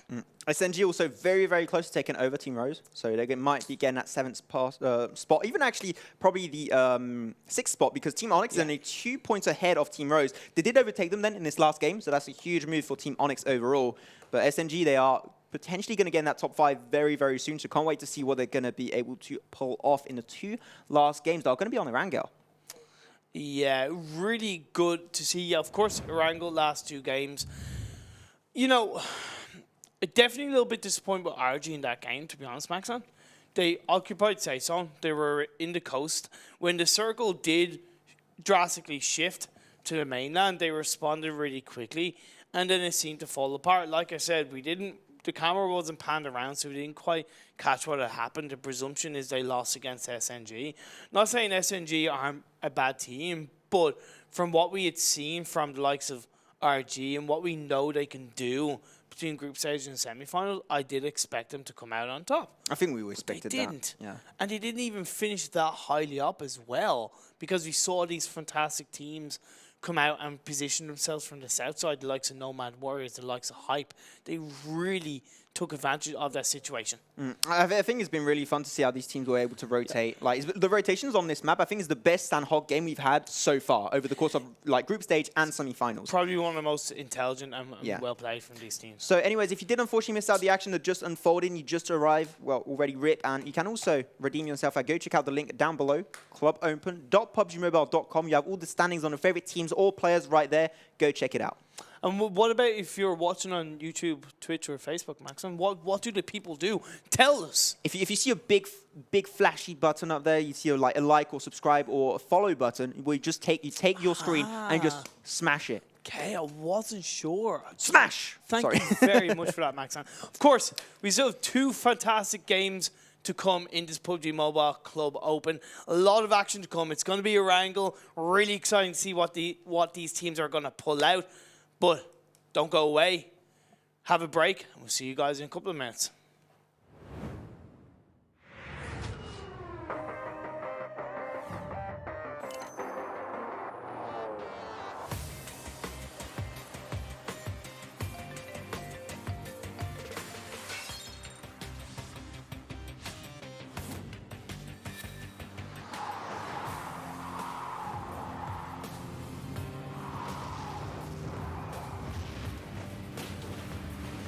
Game, Vivo V15 series. Vivo. Zombie, Darkest Night. The newest mode in the zombie universe is here. This time, the rules are different. No more parachuting, as players will be placed at random locations on the map when the match begins, and there is no single winner. Players must work with their teammates to spend one long night in the match and stay alive until the sun comes up. Waves and waves of zombies will spawn during each of the 3 foggy periods at night, and supplies should only be scavenged when the fog fades. The main objective is not to defeat other players, though this doesn't mean they are harmless. Players may need to work with other teams when necessary, but should also watch their backs in case the Fragile Alliance goes south. This will be a unique experience for every player involved. This new mode also comes with a passive skill for every player. Understanding these skills will be the key to staying alive in this long night. Can you ride out the night?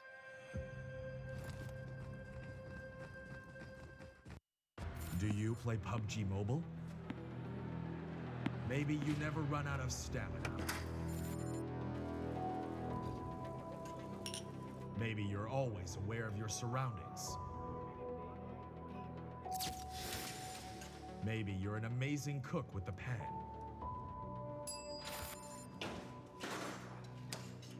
Maybe you're a great driver. But as soon as you hear the sound of an airplane,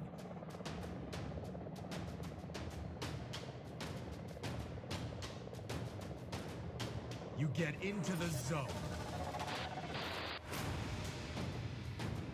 In PUBG Mobile, you all come from different walks in life.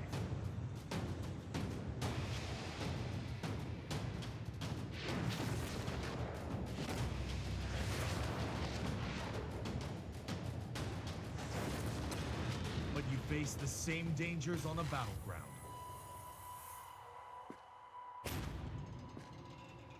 And you become friends. You work together to overcome the obstacles. This is PUBG Mobile. There's a #1 in all of us. Welcome to the PUBG Mobile first anniversary party.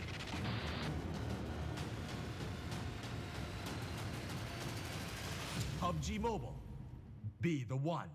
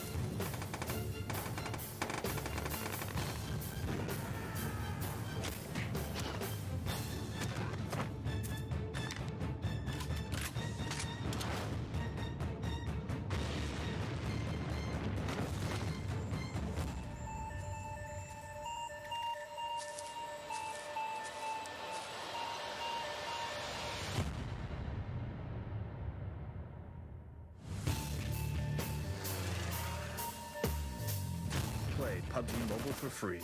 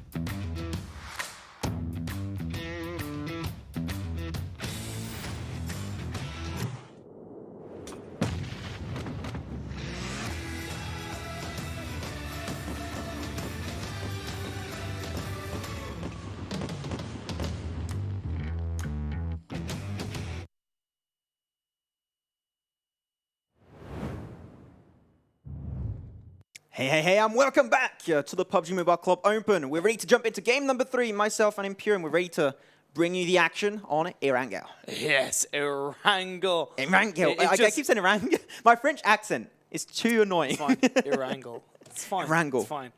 It's allowed. You are French. Of course, the PUBG Mobile Club Open brought to you by Vivo, the official sponsor and the official smartphone of this Club Open event, allowing the prize pool to be up at $2.5 million US. Very delicious phone, as Imperium would say. It is. It's very a very delicious phone. What can I say? I like being articulate with my words. You know? And also, if you did unfortunately miss out the action that happened during the group stage or the start of the semi-finals, the last few games you had earlier, can go check all of that juicy information down to the link that should pop down below, clubopen.pubgmobile.com. All the information is there. And also, if you're a viewer, a follower, or anything of the sort, you must smash a specific button, Imperium. Yeah. Smash lots of buttons if you want to, but particularly the like, the follow, and subscribe. So make sure you get notified when we go live and when all the other regions go live. So 2 games down, 2 games to go, Maxon. We've had Vikendi, we've had Sanhok, we've had some decently consistent results, especially coming out from the likes of SoltiSquad and Hype. SoltiSquad, they had to show up. They showed up on the last game. Sanhok is their home base, so they're doing pretty well on that one. Erangel going to be coming up right now, Imperium, and can't wait to see which teams will be able to get a good performance overall. But we do have then Trust the Process. And they do have military base. So will we get military base finished another time? I really would like it. I would like it. We were like, oh yes, just like kids in front of a candy store, like, oh yes, I want one of those, please. I'll have it. Thank you very much. Of course, we did see with SoltiSquad, and that's the thing. Even though we talk about consistency, and it is always going to be the most important thing in my eyes for any team in any competition, any event. But when you get a good result, 1 or 2 good results, you will see the difference, because SoltiSquad has gotten the 3rd place and in 1st place with chunky amount of points, and they've moved up to 11th place in the standings. And they were not looking good. They were in, I believe, 18th place, Maxman. So they've moved up 7 places in 2 games. They were around that kind of area, Imperium. They got to try and step it up. One team that also I think really has to step it up, it was going to say is Quadcore. They're in 16th position. Yes. They've been not doing good today, No. Imperium. They only have like 10 games, so they're playing today and tomorrow. But still, like if you stay in 16th position with that amount of games, it's not a good start. Plus, when you look at some of the teams ahead of them, you've got ELEMENTRIX, you've got No Mercy, you've got Destroyer. All those teams still play tomorrow. So realistically, you want to try and find yourself in a position of being ahead of them coming into tomorrow's games. So definitely they have a possibility, they have a chance, but showing it up, you know, you don't want to put yourself in that risky situation. They were like that in the group stage, Maxman. And they did manage to push through. So you got to give them credit from that point of view. However, come on, don't let it repeat yourself, because you look at Hype, they're in 9th place. They were in a similar situation as Quadcore in the group stages. Into the semi-finals, they've gone, no, we're going to step things up a notch, and look at where they are. They improved so much. Like, specifically their rotations. Like, they were the team that played really aggressive, but now their rotations are just so good. But now, anyways, enough chit-chat for today. We're about to jump into game number 3. That was a very British thing to say, wasn't it? It was a very enough British chit-chat, bloke. Enough chit-chat. Let's go eat some cucumber sandwiches, shall we? Who eats cucumber sandwiches? And play some polo. Oh, I'll play some polo. Hell yeah, I'll play golf. Do you want to play golf? No, I don't play golf. But look at this. We're in the Erangel map. The playing trajectory has very much gone from the east side up to the northwest, helping the likes of people that want to land in Pachinki. We do have seen 2 or 3 teams already in the military base area, Maxon. Pretty bad playing for the people that like drop in towards Primorsk. You had a few teams that like drop in there sometimes. But yeah, Trust the Process, military base, not surprised whatsoever. Same for Team OnyX. The game is that? No, it's I believe it's T25. They're not split. They're sticking as a team, but like it's good. That's good. They did a pretty good performance overall when they do stick together. But they're going to be facing up against OnyX and Trust the Process. So 2 big contenders for this game. Game number 3 of the semi-finals for today, day 5. So gonna have to be very cautious as the zone has popped up. Yeah, look at this first circle, Maxman. Completely occupying the north area. A little bit of the water, about 20-30%, so it's not that much between the sea and the rivers. But when you look at the likes of OnyX and and T25 and Trust the Process, they're going to have a long way to travel to get to that circle. They're going to have a long time to move out. SOI in the same compound as Team United Earth always drop at that location. Has been working out for them a few times in the past, so we are hoping that will be the case for them again. Trust the Process once again towards this east side of the military base island, just going to be avoiding fights. Last time they did fight here actually was against Team Nova, and Nova got the upper hand and swiped them out. So they're going for it again, and that's T25 in the distance. So I'm really enjoying this. Like, they learned today is the day they want to redeem themselves. Yeah, but I hate to say, if you're going to land as a full-man squad and you're not, I'm not going to say not used to it, don't land in military base or Nova, in my opinion. To be honest, you want to just land somewhere that's going to be safe. You're going to be able to loot up very effectively without realistically coming into contact with any of the teams. Also, if they're a team that's not really used to playing together, and you know, if you did some kind of research, like we did, like we checked it out, exactly. like you have the likes of Team OnyX, and also Trust the Process, they love dropping at that location. You're going to get against teams that are so used and have so much synergy compared to your team. Exactly. T25 going to have a really hard time, but once again, you never know. They might be able to pull off a good performance, but it's just a risky move when you start playing together. 100% agree with you, Max. And RG, right now, they are lying in 4th place. They got an okay result last game, 12 points. They went out surprisingly late. Surprisingly early, should I say, considering they had such a good position in Sanhok, but they did grab a couple of kills for themselves, so it did help up with their overall points. But they really want to come back much stronger in this first Erangel map. If you kind of have a view on the minimap right now, we had a zone that was very, once again, water-focused. We had some coastline up north and on the west side, so a big amount of coastline. But once again, you got also a big portion of land in that, so if you want to try and go coastline now, it might help you out for the first 3 zones, but after phase 4, no more water will be available, and you're going to have a hard time securing good positions then. Plus, it's also the river, so you've got 3 or 4 bridges around this river area that teams will look to take advantage of. You then got this circle that is going to move in towards land. I reckon it's going to end towards between George Pool and shooting range. Maybe around Rosshok. Of course not. I'll have to wait and see. They also have Pachinki in that area, so no one dropped Pachinki actually. Nobody went Pachinki. After like the likes of the big teams that like dropping Pachinki are not playing right now. So kind of normal that some teams want to avoid it, but like it sucks because you have so many opportunities to go Pachinki and there's no team, so easy loot for yourself. Now, Trust the Process, they're kind of in two teams of 2. T25 still as a 4-man team. So of course we'll be able to stick together. OnyX, they've moved far away from where those 2 teams were and occupied those 3 fantastically lootable buildings in the military base. No one around them, plenty of time. You see action going around. Vcash on top of that roof, moves down. And look to take a little bit of action on 25. Thor does put down a little bit of damage, but we see knockdown onto Loki, Max. Yeah, they are definitely not having a good fight for themselves. They're going to shut down RS. Loki also going to be knocked. Thor going to be also knocked by the side of Team Trust the Process. Odin, the last chance for his team, looking to play extremely aggressive, doesn't get a knock on Utsagara, and that's going to be Trust the Process. This is their hometown Imperium. You threaten them, you're going to regret it right away. Yeah, like if I was T25, I would have just moved away, Max. Yeah. I said they shouldn't have landed there. You know, because they should have done a little bit of research. I'm all for moving as a 4-man team, but it doesn't mean you can take out any team around you. However, we do see action going around by Rosshok, which is SRY going up against United Earth. The risk is that United Earth are split into 2 teams to do 5, or G5 has been knocked down, revived. There it is, he's got the Uzi. G5 able to regen back up, has just got popped back. But that will be the end, losing 2 members. They're doing a 2-2 split, and there you see United Earth in the distance. They're just running away. They're SOI, they don't want to deal with that whatsoever. So that's 2 juicy kills going away of SOI, having a good start this time around. Yeah, that's a risk of being into 2 kind of groups of 2, is that, okay, the benefit is that when 2 go down, you still have 2 in the distance, but the risk is that when you get compounded like SRY did, you get rushed, you get taken out, it's not looking good. And it means that the work you're trying to do as 2 groups of 2 is kind of wasted a little bit.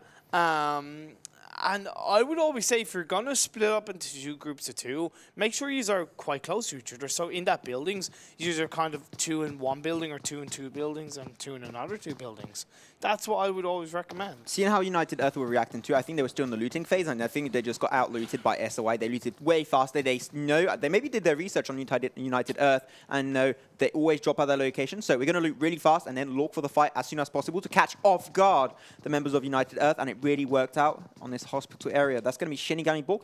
Does have a nice amount of loot. Maybe not enough loot to like fully stack a 4-man squad, but still it's a pretty decent drop as they're now going to be panning over to George Pole location containers, and that's going to be under the control of SNG Imperium. We haven't actually talked much about ShiNiGaMi balck in terms of they're currently lying, I believe, around 20th to 21st overall. I got you. At least from the group stages, anyway, but... yeah. No, they're not in the top 16. Yeah, they're not in the top 16. Because I only written down the top 16. That's why I said we haven't really talked much about them because they haven't really put in any fantastic plays. They haven't really impressed us too much, but they were lying 22nd overall after yesterday's games. But if they want to get into the top 16, they've really got to step it up, make a couple of impactful squad wipes, and then get obviously those point standings. They're not too far. Like, they're 40 points away from the likes of Team AST that was in 16th position. So it's not over. They can definitely redeem themselves and sneak their way past that top 16 spot. Quadcore, we're just having a nice little view on them. Quadcore has not had the best 2 games right now. They got swept out 16th position, game number 1 on Vikendi. They are, so far, Quadcore was standing in 15th. Right now, Quadcore, they are in 16th, so they lost 1 spot for just today. They got overtaken. Yep. And right now, it's just Quadcore. You want a way better game. As United Earth, they're going to get engaged by Camp to win in the background. They already lost 2 members early on. This might be the end of their story. It was the end of their story. United Earth swiped out in 16th position. We will see. Oh, no, Just to let you know, it was T25 that was squad wiped. Yeah, okay, it's my cool. bad. It's no problem. However, we see this next circle. It's still quite occupied by the water. You have about 30 to 40%. It's still very much in the north compound. I thought it was going to end up around North Georgeville, but we're going to see a very north base end circle, possibly by a shooting range, Maxman. A lot of action going on around as not many teams are inside that circle, so there's a lot of teams moving in. Yeah, right now we're going to be panning back over the likes of Steel. Then United, they're still alive. Yeah, of course. But they're going to be still on the move. And they're just going to try and get a compound as soon as possible. Nomad Warriors, they are just gatekeeping the zone once again. Salty, they are in the blue zone. So they're going to try and rush it through. They do have a car under their control. Should be able to reposition right now. Nomad Warriors, they also do have an extra house up their sleeve. So they should be good. But SOI facing up against Team Hype. And having a little bit of grenades thrown back and forth. Chalk LCC, one of the greatest players right now in this wildcard region when it came to kills in the group stage. Got a high amount of kills, really impressed us. Hopefully he's looking to do the same right now. KharDimaghh in that vehicle, just driving well into the safe zone. I like what they're doing. They're just going, no, we want to avoid the action.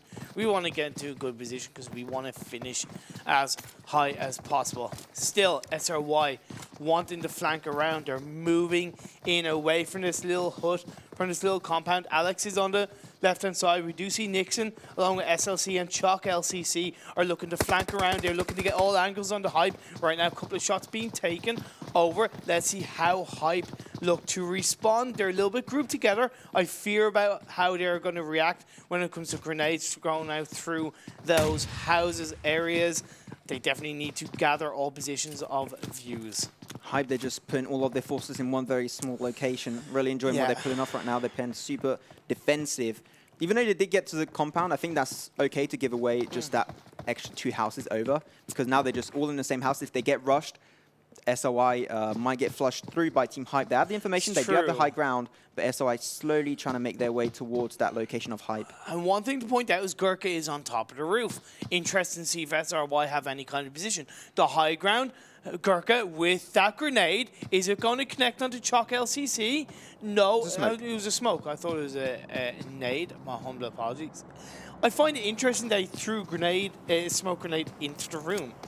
I think that's okay-ish. Maybe like you want to try and use that utility to better usage, but they are blocking out the line of sight from SOI if they're trying to like snipe them down from that room. I do understand after is it the best usage for smoke? Probably not, but at least that stops SOI from getting any closer and using this building as an aggressive position. True. Both teams are in the blue zone, so they are taking that little bit of tick damage. One of them will want to make a decision of what to do, and it seems like SRY actually moving away. They're getting into vehicles and looking to move away. That's a wise choice, but I actually feel they should have done that sooner if they weren't going to close in on the hype. But maybe they did, and they thought they were in those two houses, realized they weren't there, and kind of went, okay, no, it's not worth point. it. And they would have seen that smoke grenade and thought, okay, is it really worth with the blue zone closing in, going into that compound? No, obviously. We are getting to the next stage, the next phase of this circle. Let's see where compound it's still in the water. It's That's even a huge past shift. shooting range. It's between shooting range and Zarky. We are going to see so many of these teams, which is already 15 left, 56 players still alive in such a small space. That is such a huge shift in Pure. I can't wait to see how these teams are going to respond to that. Getting to that next zone right now is going to be a huge, very important thing to do right now. You have a few teams, trust the process. RGStarTeam in the location, same for Nomad Warriors. Salty can easily rotate in, same for ABBA Esport. But it's just really interesting, like 40% of that is water, and coastline is going to be a huge portion of this game. There is a couple of small compounds between the east and the west that the teams can occupy a little bit. But I feel with this next circle, it's easily going to end up around shooting range. So when you see Nomad Warriors and Trust the Process, they're in the center. That could be good for them. However, RGStar are potentially going to be occupied by Nomad Warriors as they do look to take that underground area. That's nice positioning by RG. As we had a view on the minimap just a few seconds ago, Yeah. you see all the teams just like, oh, okay, this zone is really bad. We've got to start rushing right now. Yeah. And they're all trying to make it right now. So this is the portion of the game when you're going to see some teams going down right now. They did have 3 cars, as I was going to say, as PewDiePie showed me. It's going to do a floor, dude? But no, they do have a few cars, a little bit of extra coverage, so that's fine. Wouldn't it be great to cast a PewDiePie? Oh, hell yeah. Yeah, hell yeah. Anyway, yeah, love what RGStar are doing. Creating creating a wall of protection, vehicles or not. I actually think what might be a better idea for them to do is they should actually blow those vehicles up now, so they aren't going to be putting the pressure later on, in my opinion. If the zone is not on them, they do not have the potential to reposition. Maybe you want to try and keep one. Okay, one fair car. enough. Now, Quadcore moving in, Camptwin looking to shoot them out. We do see them being put under pressure. That's 2 members of Quadcore knocked out. Icom and Thing. I think that's possibly going to be no. Jam still knocked out, so 1 member is still alive across the road.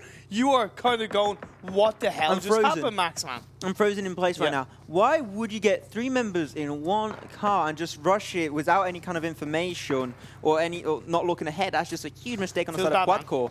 Feels bad, man. And if they lose Fatman, that means they're 15th position. They only get 1 point. So, what are you doing, Quadcore?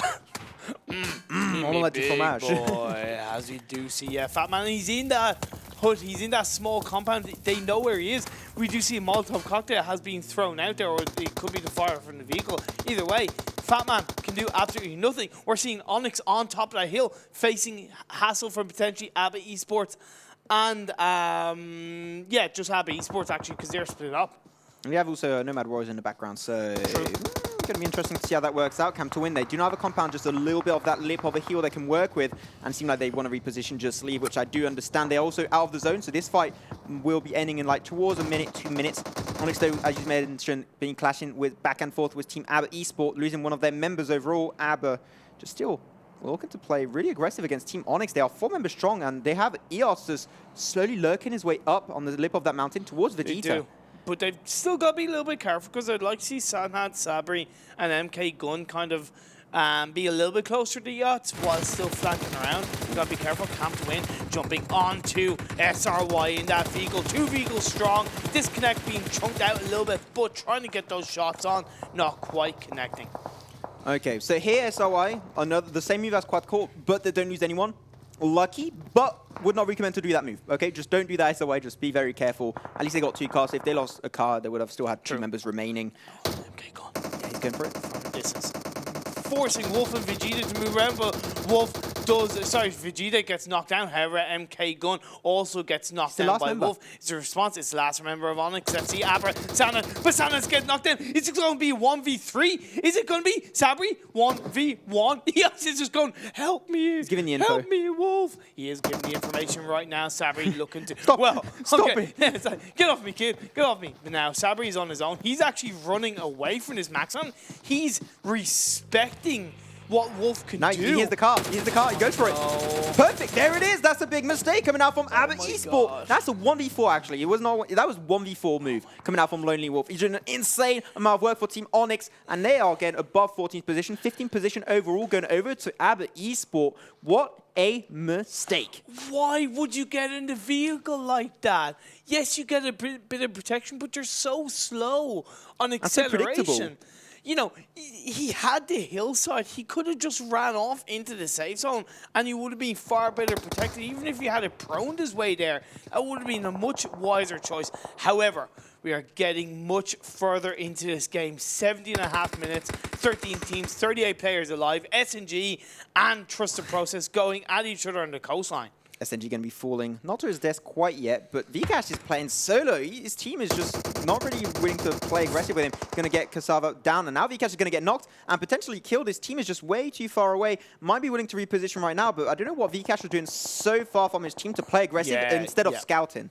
I agree. Definitely a bit of a risky situation. However, he can possibly survive. I'd like to see the rest of his Trust the Process team join him because you got to try and stick together as a squad.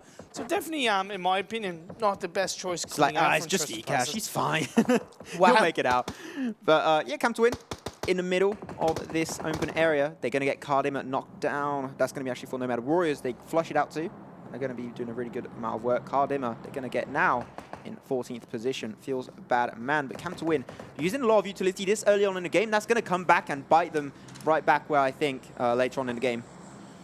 Yeah, I'm just trying to remember who Wolf 1v4'd again. It was Abbott eSport. They got 1v4 Abbott eSport. Wolf was doing a huge amount of work there, and I put Abbott eSport in 15th position overall. KharDimaghh, still one member, but he's in the bruise zone, taking extra tick damage. I'm not sure if he's going to make it out.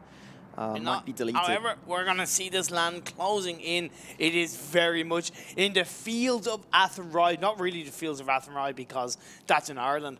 But it's outside of shooting range. We got a lot of field position, not a lot of huts. There's a small one in the corner, Maxman. But there's really not much around them, not even by the road. This is going to be snake finish.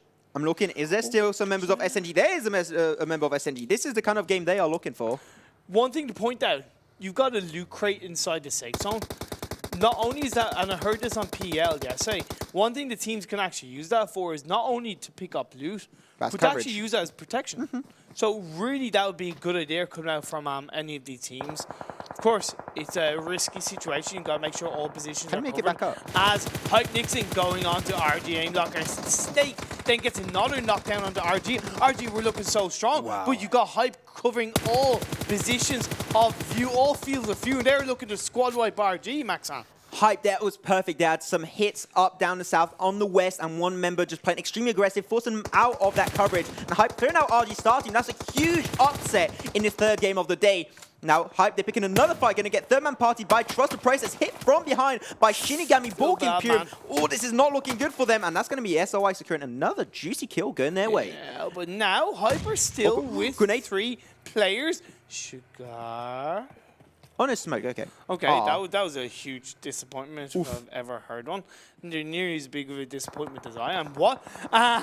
It's okay when you roast yourself now. Headshot or inside the safe zone. They haven't got much protection. There's actually barely any protection inside this safe zone, inside this circle that we are seeing, Maxon. We're going to see a lot of prone players and a lot of sneaky plays. You only have a few dips to work with in that last zone. If it's going to be in this field, it's going to be a really huge play coming on through. Cam to win, looking to engage slowly but surely. Trust the process already. They've got the high ground. Yeah, they have the high ground, and Bullet going very low. Going to be the first casualty on the side of Trust the Process. Not getting flushed quite yet, but now Sugar able to respond with heavy fire. Shuts down Cam to win, disconnect. Going to be also flushing him out right away, and now he's just the fight is pretty even on both sides, to be completely honest, but the high ground is going over to Cam to win, and so far they are just claiming life after life. Shigar and balck going to be both knocked, and Utsagara trying to reposition in at Harry Potter hut, and he will be just fine for now, but Cam to win absolutely doing a really good job with that front line. Yeah, as we do see he hits with it. that play. Does connect a little bit onto Utsarja, uses a smoke around him and a rock to cover in protection. I don't think there's much Utsarja can do. Wolf is on his own. The only member of OnyX left alive. He will hear the voice. He will hear the footsteps of Headshot right now. I don't think he wants it. No, he doesn't want to make that play because he doesn't know where the rest of Headshot is, Maxon. He's actually playing a very clever move. But the one fear, Maxon, is he has to get across the road without being spotted. How does he do that, Maxman? He's going to have a really hard time. Like, that would be a good opportunity for him to take it because his team is split away, but I don't think he has that kind of information. SOI now going to be taking quite a bit of heavy damage from Cam to win. Cam to win playing so well this game all around Imperium. Really Is that grenade? I think that was a grenade coming on through back and forth between Cam to win and SOI. Careful Lorky having rock after rock. Grenade going to be hitting nobody. But they're just having a really hard time as G-Play and Orky going to take a little bit of extra damage. The zone going up against them. Nomad Warriors in the background. Just going to be spraying on through on top of G-Play. And he might not make it out alive as Wolf, he's fine. He's going to get now he's going for the aggression on Headshot. Barely almost getting that kill, but just not quite yet. And you'll allow him to get back to the rock and probably regen back up. The advantage OnyX has, or the advantage Wolf has, should I say, is that Headshot also have to move into the safe zone. So technically they can go behind him. This is a risky situation. I don't agree with it. The one thing is he's trying to go around. He does go over the thing. He's going to get prone. Headshot do see him, but I think he's actually able to survive. But he's got to get off that bike. He's got to get prone down. He's got to heal himself up and try and survive later on into the game. What is he doing? He's like a madman getting past Nomad Warriors, going up the hill, but he's possibly going to be spot out. What the hell has he done? He's managed to actually survive, Max Man.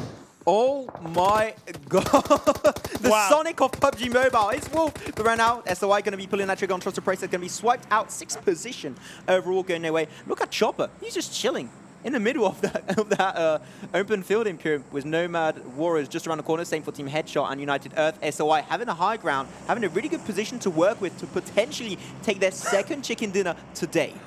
Like, I've got to give respect to Wolf for just going, balls to the wall, nothing to lose, nothing to fear. Let's just get that bike and go. He did as much as he could. We are down to 5 teams, 11 players alive. Not a lot of space for these teams to kind of move around. You have got the hay bales, which does give a little bit of protection for these teams. But look at this one member of United Earth prone down in the right middle of the circle. Doing a really good job snaking his way through. Guyton going to be knocked by SOI Nick. And I'm not too sure he can make it out alive. He is in an open field, very little mouth coverage. Going to be also losing Headshot, one of their members, Savage. He's the last guy still up and running. Last hope for his team. Eyes on the prize. Can he turn it around? Not too sure.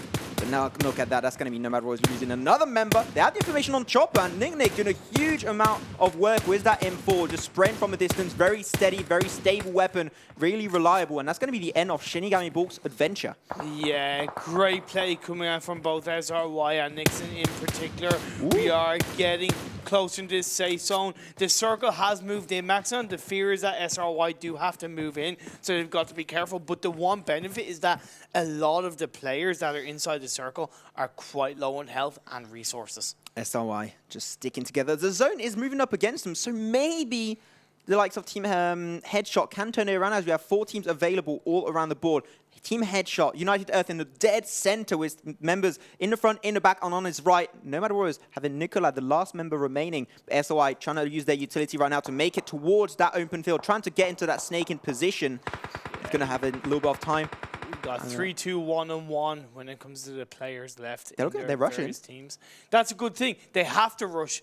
Now, like I said, the advantage they had, Maxon, is that a lot of the teams around them, a lot of players around them are not very high up on resources. Plus, they haven't really got much in terms of manpower to deal with that. So really great play coming out from SRY. Nick is the sniper for SRY, so he's just holding that high ground, just trying to peek whoever's going to harass Alex and Chuck LCC that did go for that open field. Seemed like he wants to join him right now. He's going to get harassed a little bit from a distance by Team Headshot. Yeah, Savage. Yeah.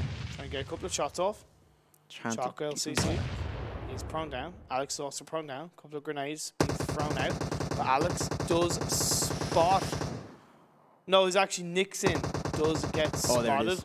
And yes, Nicola does knock down Alex. But let's see how SRY are going to be able to respond. They are. Savage actually spots out where Nicola is.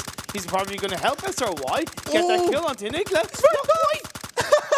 Bullets flying right above of his head. Nicola, I don't know how you made it out alive, my friend. But he's just fine. 4 teams still remaining around the board. A few members going down on the side of Team SRY. They are pretty low. Chuck LCC and Nick just very close to death. But they'll be fine. Now it's just going to be a snake game. How long will this last? We'll have to wait and see. Look at Lucifer. Maxman, I'm so impressed with this guy. United Earth yet?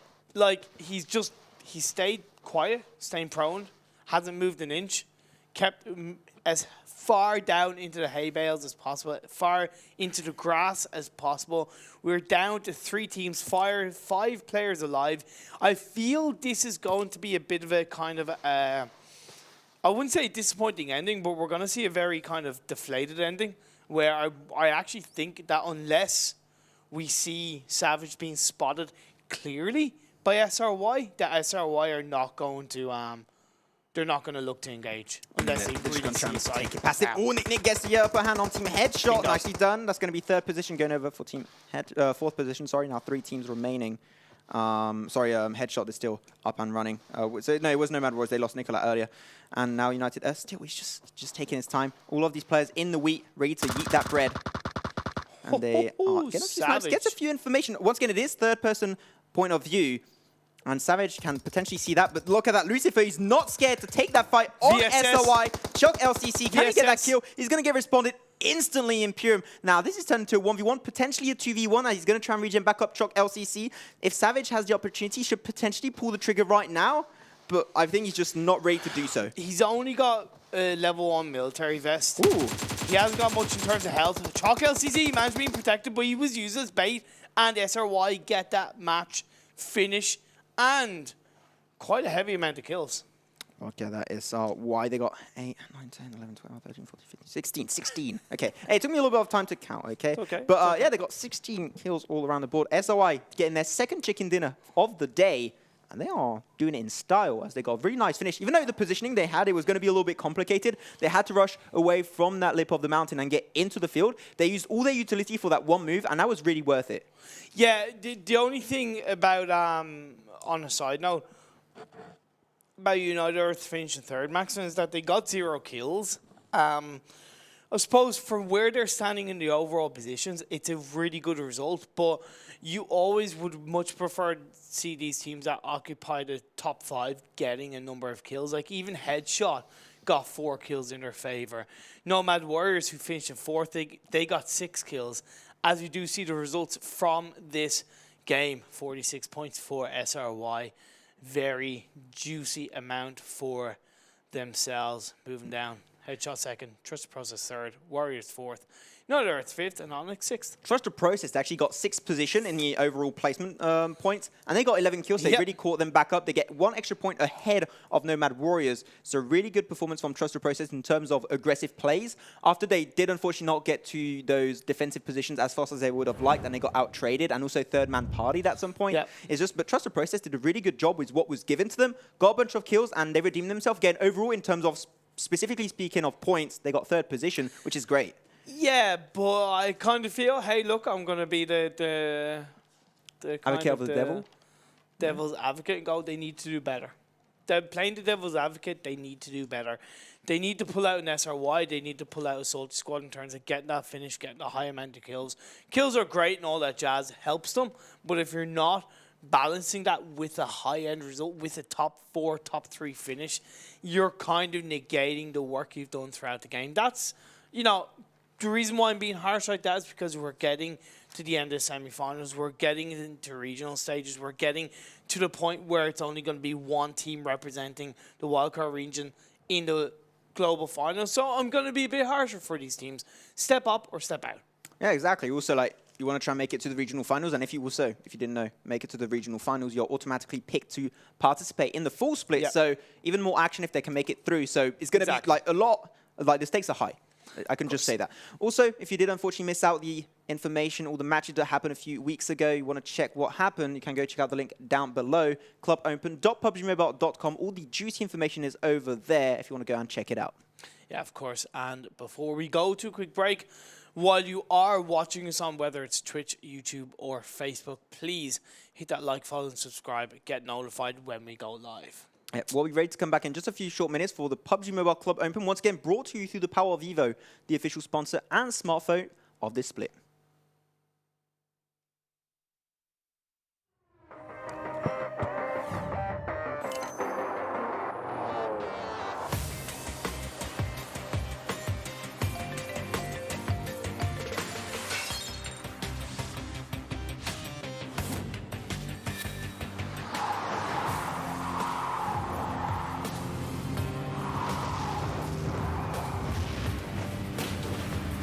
Your game, Vivo V15 series. Vivo. Zombie, Darkest Night, the newest mode in the zombie universe is here. This time, the rules are different. No more parachuting, as players will be placed at random locations on the map when the match begins, and there is no single winner. Players must work with their teammates to spend one long night in the match and stay alive until the sun comes up. Waves and waves of zombies will spawn during each of the 3 foggy periods at night, and supplies should only be scavenged when the fog fades. The main objective is not to defeat other players, though this doesn't mean they are harmless. Players may need to work with other teams when necessary, but should also watch their backs in case the Fragile Alliance goes south.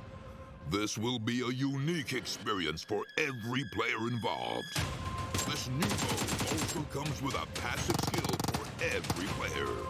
Understanding these skills will be the key to staying alive in this long night. Can you ride out the night?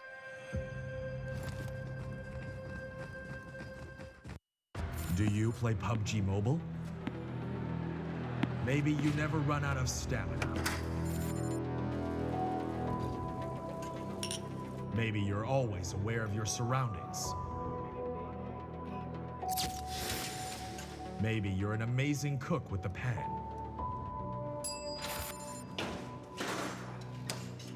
Maybe you're a great driver. But as soon as you hear the sound of an airplane,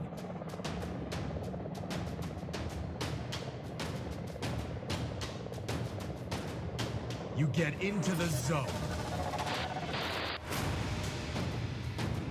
In PUBG Mobile, you all come from different walks in life.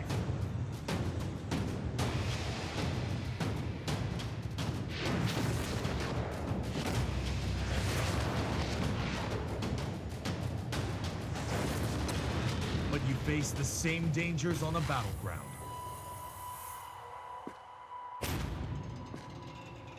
And you become friends. You work together to overcome the obstacles.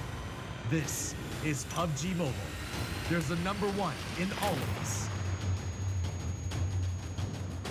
Welcome to the PUBG Mobile first anniversary party.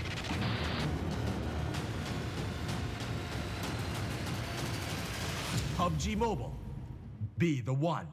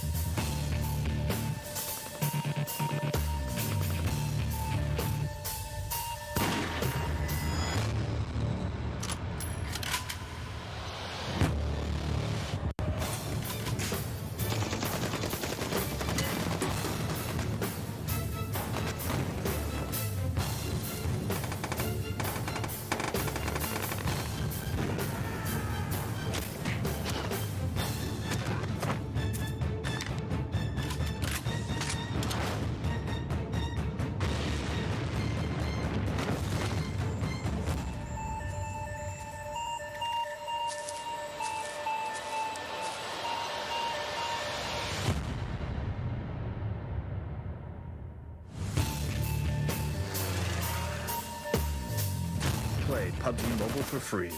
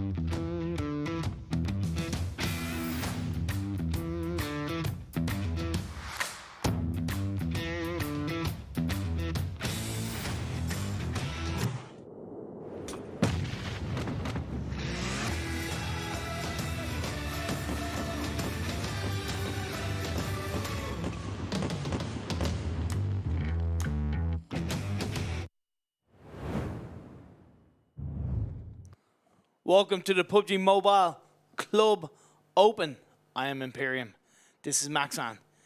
This is brought to you by Vivo, the official sponsor and the official smartphone for the PUBG Mobile Club Open. Apologies if I sound a little bit serious, but this is where things are starting to get heavy. Things are starting to get serious for these teams.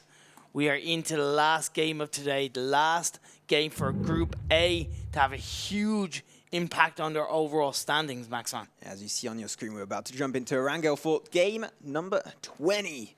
And we might be saying goodbye. Unfortunately, we were talking about it before we went live. We might be saying goodbye to a few teams. And one of those teams is T25. They might be leaving us today because you said basically what T25 need to do in this game is to get basically a chicken dinner. They need to get chicken dinner. They need to pull out a Nova, to be honest, Maxon. Yeah. They need to get a chicken dinner and get up to 15 to 20 kills, to be perfectly honest, because they are on 94 points, lying in 21st overall and 16th place, currently occupied by ELEMENTRIX, has 122, but they still play tomorrow. So that's why I mean they need a chunky amount of points. This game is just going to be such an important game for most of these teams. That's why if you are looking, is your favorite team going to make it through? What's going on in the current standings? You can go check out the link that might pop down below, clubopen.pubgmobile.com, and you will have all that juicy information you need because this is getting serious. It very much is. It has all the player information, has all the team stats. There's so much information for you to consume over on their website. But also, if you're watching us, as we constantly say, whether it's Facebook, YouTube, or Twitch, please hit that like, hit that follow, smash that subscribe button, tap that bell so you can get notified whenever we go live. Plenty of other regions with lots of teams to decide on their side as well. So really a lot of action. But let's talk about what we had in the first 2 games, Max. In the first 3 games, my apologies. The first 3 games so far. So we did start the day with Vikendi, then Sanhok and Erangel. So game number 1, it was SOI that got themselves a nice chicken dinner. Very nice. Game number 2 on Sanhok, it was SOLTISQUAD. Very nice. Very nice. Then last game that happened on Erangel, it did actually go over to Team SOI. So SOI got 2 wins today. And what that does mean for now, I say for now because SRY are in Group A, and like I said, this is their final chance for them to make an impact in the overall standings. They have officially overtaken Nova in first place, so congratulations to them. SRY said they needed to pull out a very fantastic play. They didn't have the greatest of first games. No, second games, my humble apologies, sorry. But coming into this last game, if they can get another win, that would be a really positive start for them to hopefully try to retain the first place. So, of course, a lot of moments to come in these games. We want to talk about a couple of other teams as we do see the overall standings, 16th to 9th, Maxman. 16th to 9th Imperium. You can see some teams that are on the verge of dropping down. You have the likes of Team ELEMENTRIX, No Mercy, Headshot. They're in a really risky position. And they're going to have to trample off the best performance when some of those teams also do play. Some are not playing right now. That's true. But the good thing for the likes of Headshot, SOLTISQUAD, Trusted Process, SNG is that they still play tomorrow, Maxon, even if they are behind or ahead of the likes of ELEMENTRIX. So really, the 16th to 9th place position, even a little bit lower, there's a lot of factors to decide. The one thing that I will point out is that the points difference between 12th and 13th is roughly about 40, so that is noticeably different. So you can actually say that the 9th to 16th place is actually divided in 2, if that makes sense. Yeah, okay, got it. So obviously a long way like 2 to groups. go. There's 2 groups, there's 2 groups of 4 within that. So yeah, still a lot of deciding factors. Yeah, we're looking at the teams that are in the top 16, but right now we're gonna go a little bit higher. Then it's all good. Number 1 to number 8th position overall. As you said, Imperium, SRY did take over from just a few points, just 5 points ahead of Team Nova eSport, but they do have also 3 games on top of that, so it's pretty normal they are ahead. Yeah, and to obviously point out the fact that OnyX, RG, Nomad Warriors, Camp to Win, they all played their last games today. Gotta give credit once again to Hype. They didn't have the highest finish in that last game. They finished 9th place, got 13 points. But like I talk about, that's still higher than what their average points per game was coming into this. So I say that that's a really big positive. And they're climbing up into 8th. As I said, plenty of teams behind them have 4 games to go. But it means that the difference to the elimination zone is a lot further away. I think we most of us remember when Hype was in the group stage, they were barely making it through to that top 24 they needed to get in, and it's really nice to see they can actually make it through. But we are now about to drop for the last game of the day, ladies and gentlemen. Will SOI make a Nova and get 3 chicken dinners today? We'll have to wait and see. Of course. I'm not going to lie, Maxon. That last game in Erangel, I know I say Erangel never fails to disappoint. I was kind of disappointed with that finishing. It was a field finish. It didn't kind of live up to my expectations. Not saying it was, worse than, let's say, Sanhok or Vikendi, but considering what we've seen in previous Erangel maps, I was hoping for something better. But these teams are dropping. They're dropping hard, dropping fast. Trust the process. They dropped actually pretty late. OnyX, they just instantly, they saw the plane, they were like, okay, boom, let's go. We're dropping again the advantage on military base. And knowing that, trust the process, they dropped a little bit later. And I don't know if that means that they don't want to go for Novo and avoid the fight on military base because OnyX is already there. I don't know what's going on with trust the process, as we do have then Utsugar. I think he's potentially AFK because he dropped at the very end of that plane. Yeah, exactly. It'd be interesting to see how that does pan out and how he does fare out, of course. Circle, very mid point of this map, Max, and not Not much water is being occupied, just the kind of river in between the military base and the mainland. And then, of course, a small river going out from George Pool. So, yeah, very land-based, gives lots of room. However, the majority of the teams are on the east side of that circle. West side, sorry. SRY are super split right now. They're very split. Kind of a drop location. I'm okay with like splitting your wings early on to try and get loot, but that's a little bit weird. Look at that George Pole location. It's just so many teams. You have RGStarTeam, you have ShiNiGaMi, balck. I think there's some members of T25 in there mixed up. You have T25 that jump split this time around. Would not recommend to do so, but it seems like they did go for that. As KharDimaghh, they went for George Pole container, and they haven't actually the upper hand on ShiNiGaMi, balck so far. What I find hilarious is if T25 had split, 2 of them have actually gone to Pachinki. Keep it PG, please, guys. As you do see now, KharDimaghh are looking to. I find that a little bit disappointing. I feel like if they did get a knockdown, they should have responded quite heavily. Because if you look at ShiNiGaMi, balck, and the likes of Wolf, they don't really have a lot of loot. They don't have a lot of guns. Yet they're being a little bit passive. That's one more knockdown. Get that kill, SGI. Be aggressive, moving forward as a team. You've got the man advantage, you've got the loot advantage.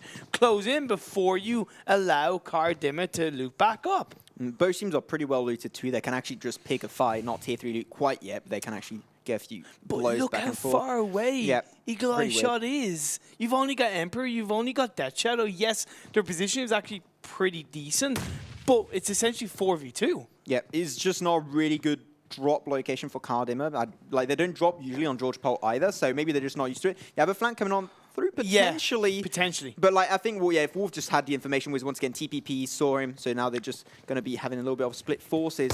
And Thor is good for his rush for Asrock, trying to get that rush, but he does have then the M4, and Thor just not going to make it out on top. He had a shotgun. He's just not that good of a weapon on this map, and not going to work out for you. Yep. That's a one-member T25 down already. Quadcore getting a kill. Not the worst thing in the world. Sohail inside that building, getting a couple of shots down onto one member of KharDimaghh. It's very passive between the two teams for now. And they are within the safe zone. Who's in the back there? Is that Hype on the minimap? No, I don't think it's Hype. Which team is that? I'm not too sure, but there's one team that's lurking, maybe waiting for their time to pounce in and get a few juicy kills for themselves. Yeah, they're still going to be going pretty passive in that compound right now. SOLTISQUAD, they've been a team. They got the game on Sanhok, and we'll have to go and see if they can do and make Nepal proud today. T25, once again, they did play split. Not really enjoying it so far. Like, their games where they stuck together so far, even though they're not right in like the top 3 positions, but it's been higher averages overall for them when they do stick together. Yeah, that's the thing. It's not the fact that they've lost out because they've stuck together. They've lost out because, to be perfectly honest, they've made mistakes within sticking together. I.e., the last game in Erangel, they were in the Nova area against Trust the Process and even OnyX. OnyX did move out, but you don't make that decision when you're a team that is really fighting for a position right now. RG moving on to camp to win. Aimlocker is just outside the building now. AK is looking to join them. Team, it's going to be essentially a 3v2 situation. Yes, they do get those knockdowns. They get those kills. That's going to be 2 members of camp to win knocked down and down for the count. Look at that synergy from RGStarTeam, just rushing in that house, overwhelming the members of Camp to win really well. Like, RGStarTeam got perfect micro and macro performance. I'm really enjoying what they're pulling off. KharDimaghh, though, they were looking to pull the trigger. Eagle shot, getting that killing blow on Eshmi from the side of ShiNiGaMi, balck. And they're having a really hard time. They're getting offended left and right. He has the information with the TPP. He has no med kits. He has no meds. He has nothing. Wolf is going to have to deal with that as Death Shadow is going to look to engage and take a little bit of heavy damage back and forth. Will get knocked at the end of the day. And that's going to be KharDimaghh actually coming out top, which is really surprising as Sohail, last member alive from ShiNiGaMi, balck. Can he pull off the 1v3? Let's look for it. He doesn't have the information. That's very unfortunate. He's going to try and get that kill. But KharDimaghh barely making it out, as that's the last member up and running with just about 10 to 20 HP remaining. I said they should have closed in onto KharDimaghh. They didn't. They let them heal back up. They let them loot back up, and they paid the price, Max, man. You are in control of your own game. They didn't take control of their own game. Feels bad, man. They will end up in 16th place overall. You know what, KharDimaghh? They're in 24th position overall. They need these kind of moves. That's They what they do. need. They do, for sure. But they got handed to them on a silver platter. However, you got to credit their position in flanking around and getting shots from all angles. So well done to them as we do see this circle. It's going to be closing in, or Blue Zone closing in on the circle at least. I like where Nomad Warriors have head up. They do like that north compound area. Yeah, they're going to try and hold that, hoping for them that they will actually get the next zone. We'll have to wait and see. No water zones, no kind of coastline areas this time around. We'll have to wait and see what's going on. So also, trust the process, as we mentioned earlier, it seemed like Utsugara was a little bit like AFK for some reason. So that's going to be rough about Trust the process having a really hard time getting back together. So they're going to have to try and do a 3-1 split. It is a hard split to pull off, but maybe they can actually get a nice few positions for themselves. And I think that now when you're starting a game like that, trust the process and really focus way more those positioning points than kill points, because right off the bat you have a disadvantage of being split so far away. Of course, totally agree with you there, Maxon. 2 members of SNG on their own. They seem to be doing a bit of split looting right now. Let's see what they can do with that. Hopefully they'll be able to loot up quickly, join back together as a team, because we talk about how important it is in the early game to get that position and to get those circles in your hands to make sure that you know where you stand against the enemy teams as much as possible.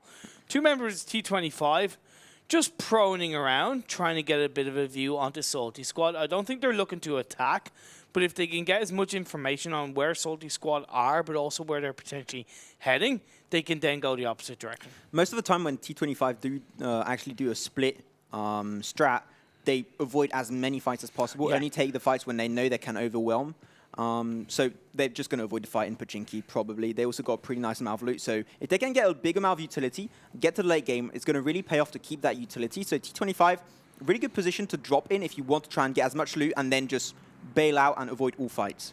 Yeah, of course. And that's why I said when they did drop as a full-man squad, I feel like it wasn't necessarily from them being a 4-man squad, but maybe they just felt they could take on all these teams because they were a 4-man squad. But that's not always the case. Hyper moving into where one member of SNG is, which is Dean's on his own. That's where we do see, however, this next circle still in the center of the map, far away from water, just a little bit of the river by Rostock and Yazan and Polyana being a little bit affected. Right now, a lot of land, a lot of compounds that these teams can occupy, Maxon. And as you mentioned, like Nomad Warriors, it was really high up north, like no team surrounding them. They're on the very edge of the zone, so they're going to have an easy time rotating inwards. Have a little bit of a closer view on Milta, shelter, and farm location. Hype, they're on the move. Trying to probably get a few compounds on the east side of the next zone, so it would be a good thing to anticipate and play this early on, repositioning. And I like that Hyper in 2 vehicles. So 2 vehicles of 2 people each. Very clever play too if you are going to be driving around the land of Erangel Camp to Win in a distance. I believe that's the final member of Camp to Win. I'm not too sure. I think they did fight earlier against RGStarTeam. They got 2 kills confirmed. I don't know if it was 3 kills confirmed, but still they are not eliminated whatsoever. So that'll be good to go. OnyX, they left military base. Still have their last member there. There he is. They got Vegeta, going to be put back together. And I saw actually a few members of Trust the Process going back to military base, even though it was in the blue, which is really weird. I don't know why they decided to do that. And they're going to get nothing out of it, as KharDimaghh actually picking a fight with AK in that car, just going to be backing off as fast as possible. They have no coverage, and they're playing already really split. They only got 3 members, and they're so split. It's a really weird move from KharDimaghh. A little bit, but maybe that confidence of taking down ShiNiGaMi back has helped them, as you do see this circle. We've got about 50% of the teams are inside that circle. I like where Camp to Win are. I believe, like you said, I think it is that final member, to be honest. Time will tell. And I like what Nomad Warriors have done. They've moved down from the north side to occupy well into the safe zone. I've been trying to have a nice angle. Thank you very much, whoever's doing this view. That was really nice. I thought he was going to go to somewhere non-family friendly for a second. That's for after hours broadcasting. Yeah. United Earth. They didn't have a good result that last game, to be honest. They need to get... Actually, no. My apologies. They did. They got 3rd place. My humble apologies. But they are still in 22nd position with 88 points. They basically got to pull off insane game this time around. It was the second game they didn't get a good result because they only got 2 points. So yeah, they need to get definitely a very good result if they're going to move in. SRY in 4 vehicles. They're not going to be able to do that much. They get out of these vehicles. Quadcore, ASRock, getting a couple of shots off. They've gone over that hill, but Chalk LCC is taking a little bit of damage. Chalk LCC, one of the top players in the Wildcard Series, Imperium, going to be trying to respond. But they do not have compound, so that's right off the bat the opportunity on that entire fight. Having an advantage directly for Quadcore. But SOI, they do have the heal, a lot of coverage from all the locations, so they can play around this pretty nicely, and they also got forecast, so if they have to reposition, they are good to go. Yeah, they can split up into 2 vehicles with 2 in, so, you know, they have a lot to play around with. Not many teams around them, and a, nice land that they can prone and hide behind. Pacific trying to get those shots off, not quite connecting. And also, you got to give credit to SRY using the smoke grenades to cover themselves even a little bit more. That is a smoke grenades being used out, so we've got to be a little bit careful. As Pacific, I believe, was taken. No, it was a Chan that took a good bit of damage. Yeah, he's going to be having to leave the fight for a little bit. Regen back up. You'll be good to go. Look at the zone where it's at, right on top of school area. That's going to be a really good location to be in. Then you had Akish. Still going to be chilling, taking his time. SOI towards his own. Quadcore repositioning. Same for Team Headshot. But look at that. KharDimaghh. They are repositioning really fast, and they had to do a good performance this game around. They did pretty nice. But Chalk LCC, ooh la la. Look at that Kar 98 action coming out from Pacific. Really nice. Yeah, Pacific rimming the hell out of Chalk LCC from a distance, so well done to Quadcore, but they are outside the circle, so you've got to be aware of that. We do see them in the deep south, the likes of SolTISQUAD and OnyX, and we talk about OnyX, they are taking a couple of shots onto RG.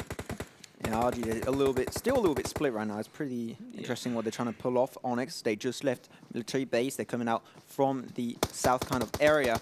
And they're not looking to move in too fast. They're taking their time, but the zone is moving up against them. They do have a car to reposition. I think they're taking a little bit too long to reposition right now. I totally agree with you, Maxon. Very much agree. And also, the fear is that they're in separate vehicles, and we saw SRY, they were in 4 separate vehicles. They couldn't directly respond against Quadcore as quickly as, let's say, if they were in 2 vehicles or 2. So, yeah, let's see how that does play out. They are certain to move in, but trust the process. Reunited. 4-man squad. Reunited, and it feels so good. I don't have the same musical culture as you, Imperium. Sorry, I'm very well, you young. are French, so yeah, true. Also, we do not have good music taste. Vegeta, be careful. Just have the time to regen back up. But aim locker, you're going to be lasering down to the ground, going to try and flush that kill. And OnyX, they're like, okay, see you later, Vegeta. You're good to go. Thank you for your help. We'll see you next time. Sacrificial lamb to the gods of PUBG Mobile, helping to possibly aid in a later chicken dinner. Let's see, OnyX being taken down 1 member, which is very unfortunate for them. We do see this circle. Still a decent bit of the river is occupying it, Maxon. KharDimaghh, as you talked about, they went over into the safe zone quite early on, so they do have nice distance. There's a good few compounds by the edge of that river. Of course, it is right, so Roshawk, you have Sohill. So there's a lot of area for these teams to protect themselves. I can see a nice Groza right here, Imperium, but I don't think it's really worth it. It's in the open. You have a few teams around. Like you have the likes of Hype, SNG, United Earth that might be able to respond if you do go for it. So would not recommend to go for it. It seems like 1 member of Hype went for it, actually. So would like to see what's going to happen right there. Once again, T25. They need good performance this game. And they're just snaking it through. They're aiming way more for those positioning points, which are way more worth it on the long run. Talking about position points, we're 15 minutes in, Max, and we still have 51 players alive. Still 15 teams. So there's a lot of these teams, and that shift on that circle from deep into the west side, Roshawk is going to be one of the huge finishing areas, and only 3 teams or so are actually in that circle. You had like 5 teams on the east side. When they're going to rotate in the zone, we might be losing the likes of 3 teams, 2-3 teams off the board. So they're going to have to rotate fast if they want to try and get a good position, because there's not many compounds in that area. There's a few compounds leading into Roshawk. They have no one in them. Unoccupied compounds, there's not too many. Yeah. That's very true. Interesting to see how it will play out. MK14, 4-time scope, really not that much for them to grab. OnyX, SRY, they're actually going in the opposite direction? No, they're just getting into that vehicle. Quadcore still outside. You have SOLTISQUAD still outside. So all these teams having to try and move in. And we see Trusted Process getting a little bit damage onto SNG in another area of the map. Let's see how it does play out as Headshot going underneath that bridge using what they have. The bridge, the area where I live. They're going to be the River Trolls of this game, though they're going to trample the trigger. That's going to be Salty losing Pangmi right off the bat. They're trying to engage onto Wolf. Can't in the distance, can't really assist him in any way, shape, or form. No. Wolf on the top of that building might be going down. They're hearing his footsteps, they know exactly what he's doing, and they're also just entering that building one by one. I think Khan kind of has a bit of a view of the roof area. Wolf is knocked down though, as you're right. There's nobody really there to help him. That's going to be a kill secured on this SOLTISQUAD. That's one member of OnyX left alive in this game. What is Khan going to be able to do from there? We will find out, of course, as we are viewed onto Headshot. Camp to win a Kish is in that small, tiny hut, I believe, all by himself. All by myself. Sorry, that's what I'm used to singing. Though EOS, he's trying to play really aggressive. RGStarTeam, hey, what are you doing, my fellow friend? We're going to be leaving right now.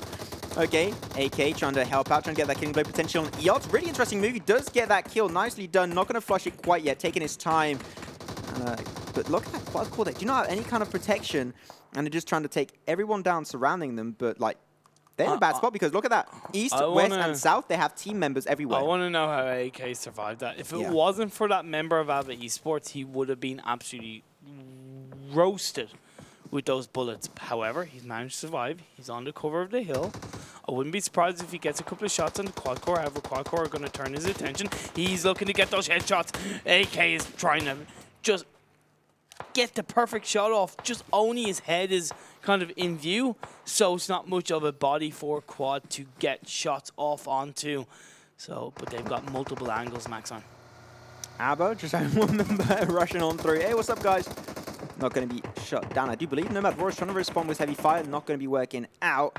And although T25, they're losing members slowly but surely. SOI trying to sneak their way onto Quad. I think that like they could use that lip of the hill to their advantage, but it's still going to be pretty risky to pull off because Odin and also AK are right there in the distance. Wait. Nice. Chalk LCC, the sniper of Team SOI, gets a shutdown. Let's go, baby. Headshot, my friend. Nothing we haven't seen before from Chalk LCC. For sure, this safe zone, this circle, it's gone away from Roshawk, Max, man. The fear is that it's in between the river buildings and Roshawk, so there's actually not that many compounds. However, there are a couple of hills around that south side that these teams can occupy and move around and get good viewing from. Yeah, there are too many teams to occupy that area. So we might have a few teams of the likes of RG, OnyX, Salty, SOI that might go down very soon. So they're going to have to move fast and quick if they want to hold that position in the future. Look at that. He's not scared. RGStarTeam having one member split, and he's playing super aggressive. See, in fairness, Quadcore are actually in a risky situation because you've got SRY in one way and you've got AK in the other direction, so definitely not in the best situation for them. Hype are underneath the lip of the hill. Nomad Warriors are occupying the building. I don't know if they see where Hype are, but SRY are being put under pressure by SNG, so let's see what they can do. If they can revive, they're outside the safe zone. Blue Zone's going to be starting to move in very quickly, Max, and so they're going to have to respond. And as I said, Hype, they're being put under pressure by Nomad Warriors. Vehicles blown up. That's a kill going over. I know you're wondering, what the hell are you doing, Hype? I don't get it myself, Max, but they've got to try and make the best of what they have. They are down to a couple of members. Nicola gets another kill onto Nixon. Yeah, they're here to clean up. It's cleaning time. And Nomad Warriors want to get them points. Only Gurkha YouTube in the distance will make it out alive. Able to sneak his way away. Seems like Nomad Warriors had that kind of info. They're slowly making their way towards him. You might want to be careful because Gurkha has been able to pull off a few sneaky moves there is some time around on Erangel too. So they're great at it, in fairness. He's really good at that kind of move. Yeah. And like you remember that you had that one game when he stayed in the river for like 15 minutes and didn't move. Beautiful. Getting in the vehicle. I think they're actually just moving away. Gurkha's going to try and do his best. He's got it prone. If they go in front of Gurkha and he shoots from behind, Gurkha can just shred them through, even 1v3. AK, he's outside the zone. He's going to be hitting here. He's going to be dead. That's going to be see you later, alligator. RGAK out. RG are down. We're down to 12 teams, 30 players alive. Nomad Warriors did get knocked down by Gurkha, if I'm correct. And now Gurkha trying to get in that vehicle. He does get taken out by Alding, and that is 11th. Hype out. Hype in 11th position, Imperium. United Earth, they left the compound. It was not on their main drop zone anymore, so they had to get a good defensive position, and they got the lip of that heal, so that's pretty nice. SLY, pretty split all around. Going to be interesting to see how SLY and United Earth are going to be clashing in the future. SNG, they are just chilling. They are taking their time. They have really good position, a few buildings to work around, and they're just on the very edge of the zone, whereas everyone's on that north, west, and south section of that zone. Now, this closing on through. On top of KharDimaghh, they've been holding that position for an extremely long amount of time, and they still have that one building under their control as Team Headshot, HS, going to be using that utility, those smokes, to sneak their way towards the safety of the walls of that building. They'll be able to make it through. I still have 2 members in the distance. But that's a really nice move overall from Team Headshot, able to make it to a really nice defensive position. But KharDimaghh still might be getting overwhelmed. They are 3 members strong. Headshot is 4 members strong, but doing a 2-2 split. Going to be interesting. The United Earth getting a little bit shut down by the members of Team SOI. SLC going to be shut down from the distance. He is knocked. He is on the very top of the mountain. Why are you going in that position? You're going to get knocked out. That's Chuck LCC. Lonely man for Team SOI. Their last chance to potentially pull off a Nova and get 3 wins in a row. Going to be a hard move to take for yourself. He's got to move into that safe zone sooner rather than later, Max, and move into the circle. You got KharDimaghh still occupying that circle. Credit to them. United Earth have also got to make a decision. They're in that vehicle. They're moving in. They are a 4-man squad, so they will be able to get it better. However, on the side note, we still have Khan is alive and well on the side of OnyX. So down to 10 teams, 26 players alive. Emperor on the side of KharDimaghh doing his best with that nade, going to throw it out. Don't think it's going to connect too much. No. Headshot looking to prone him out. Yeah, they're trying to force them as much as possible, but it's just KharDimaghh holding the position actually really well. They're just not playing too aggressive. They went for Headshot to pull the trigger. Also, I like where they're positioned. Yeah, they're a little bit split trying to get multiple angles of view, but United Earth, they're pulling the trigger on SNG. SNG, see you later. They're going to be put in a 9th position, and that's going to be also the 7th position going to... Yeah, wait, SNG, no, OnyX also losing Khan on the side. Too many teams are going down right now. I don't know which position they're in right now. It's pretty insane. We're just seeing a cluster kills right now because we are getting into closing stages. The circle is moving in. KharDimaghh getting 2 nade shots onto SOLTISQUAD right now. And now Salty is actually taking each other out. We do see KharDimaghh throwing a nade into that grenade. They are not quite connecting with Salty. So you got KharDimaghh responding so well to both Headshot and Salty from it. This is because they're inside the circle. They've got good compounds. They've got good protection all around them. However, Death Shadow is being knocked out. Yeah, Death Shadow going to be knocked away for KharDimaghh. 2v2 in this house. Headshot still 2 other members in the distance. They're holding that pretty nicely. It's going to be trying to play it as sneaky as possible. He's going to get rushed right under that staircase, and that's not going to be working out for KharDimaghh. Eagle shot, you're the last chance for your team as the zone is still moving on through. He's trying to outplay them, trying to jump through that wall. But it's just not going to work out. He's going to get sandwiched up by 2 members. And at the end of the day, that's going to be KharDimaghh swiped out in 6th position. Yeah, still a great result for them. Got to give them credit where credit is due. They occupied that circle for so long, got into good position. However, when you get closed in like that and you kind of shoot before seeing the enemy team, they know that you got less bullets. They can move in, and they responded very well. So either way, great play by Headshot, but they've got to turn their attentions onto SOLTISQUAD right now, Maxman. Yeah, Headshot's still going to be chucking a few grenades the way of Salty. Salty that actually 2 members knocked, and they were able to regen them back up, so nicely done overall. Salty going to be remaining strong in this late game as 5 teams are still up and running all around. I have to wait and see, but United Earth, they still picked a fight earlier with SOI, but they're still 2 members strong. Yeah. They are in the next zone, doing pretty well with what's given to them, and Nomad Warriors in the very north section of that zone. Also 2 big contenders for this game. Yes, exactly. Still a lot of places to be fighting for. Remember, any team in Group A, this is their final chance to dictate their overall positions as Nurik gets that play zone kill onto 1 member, I believe, of United Earth, I think it was. As you do see these teams going in, Guatin gets knocked down, Meg gets knocked down, Savage is the only player alive on the Headshot team. He's going to be under so much pressure. He's down to about 5 health, and he gets absolutely wiped. But now I do think there's 1 member of Headshot left. But where is he? What he's going to be able to do? He's not going to be able to do much because that's the squad we're going over. SOLTISQUAD adding to their kill count. 4 teams still going to be fighting for this chicken dinner. Well, now 3. See you later, Jock LCC. SOI going to be swiped out. United Earth having a really good position to work with. Thame for the side of Nomad Warriors. The only team that has to rotate inwards is going to be Salty. They only have now 2 members up. That's going to be Sada and Pangmi. Can they make it up in time? Seems like Satsura had the info. He looked at them for a very small amount of time. Maybe didn't have the info. Yeah, the Sada and Pangmi, before they can make any kind of play, they've got to heal up. They've got to res up as much as possible. Do 2 painkillers. He does have, but his tier 2 military vest is so low. As smoke grenades being thrown out by Salah, trying to give himself a little bit of protection. Hassini has good viewership. I think he spot out Nork. He's trying to get those shots off. He has a suppressor, but he's not able to connect with it. I think he was just spreading the bush in case someone was just lurking in that position. Satsura very close to Salty though. Got to be very careful of what's going to happen. It is a very open area. You have a little bit like it goes a little bit uphill in the center. It does. So like it's really hard for all of the 3 teams to have info on the respective opposing Very teams. true. So you got to try and lurk on the edges to potentially have the upper hand and get that surprise factor on one of these teams, which seems like that's what Sada is doing. He's trying to ease his way around. He's got no meds. He's relying on the painkillers to heal himself up as much as possible, as quickly as possible. So he's got to be very careful about that. Oh. Pangmi, you're standing Oh, no, up. that scared me. As we do see, one thing about United Earth is that they haven't got much tree protection, so I would actually be careful about Hassini standing up. He is prone down now, but you just got to be really careful about that. I think it's Satsura shooting up, has an idea of where Hassini is, but not quite connecting. Right now, it is a bit of a standoff. Although Hassini getting a couple of shots, but gets knocked down by Norik. As you said, standing is just not the big thing to go for.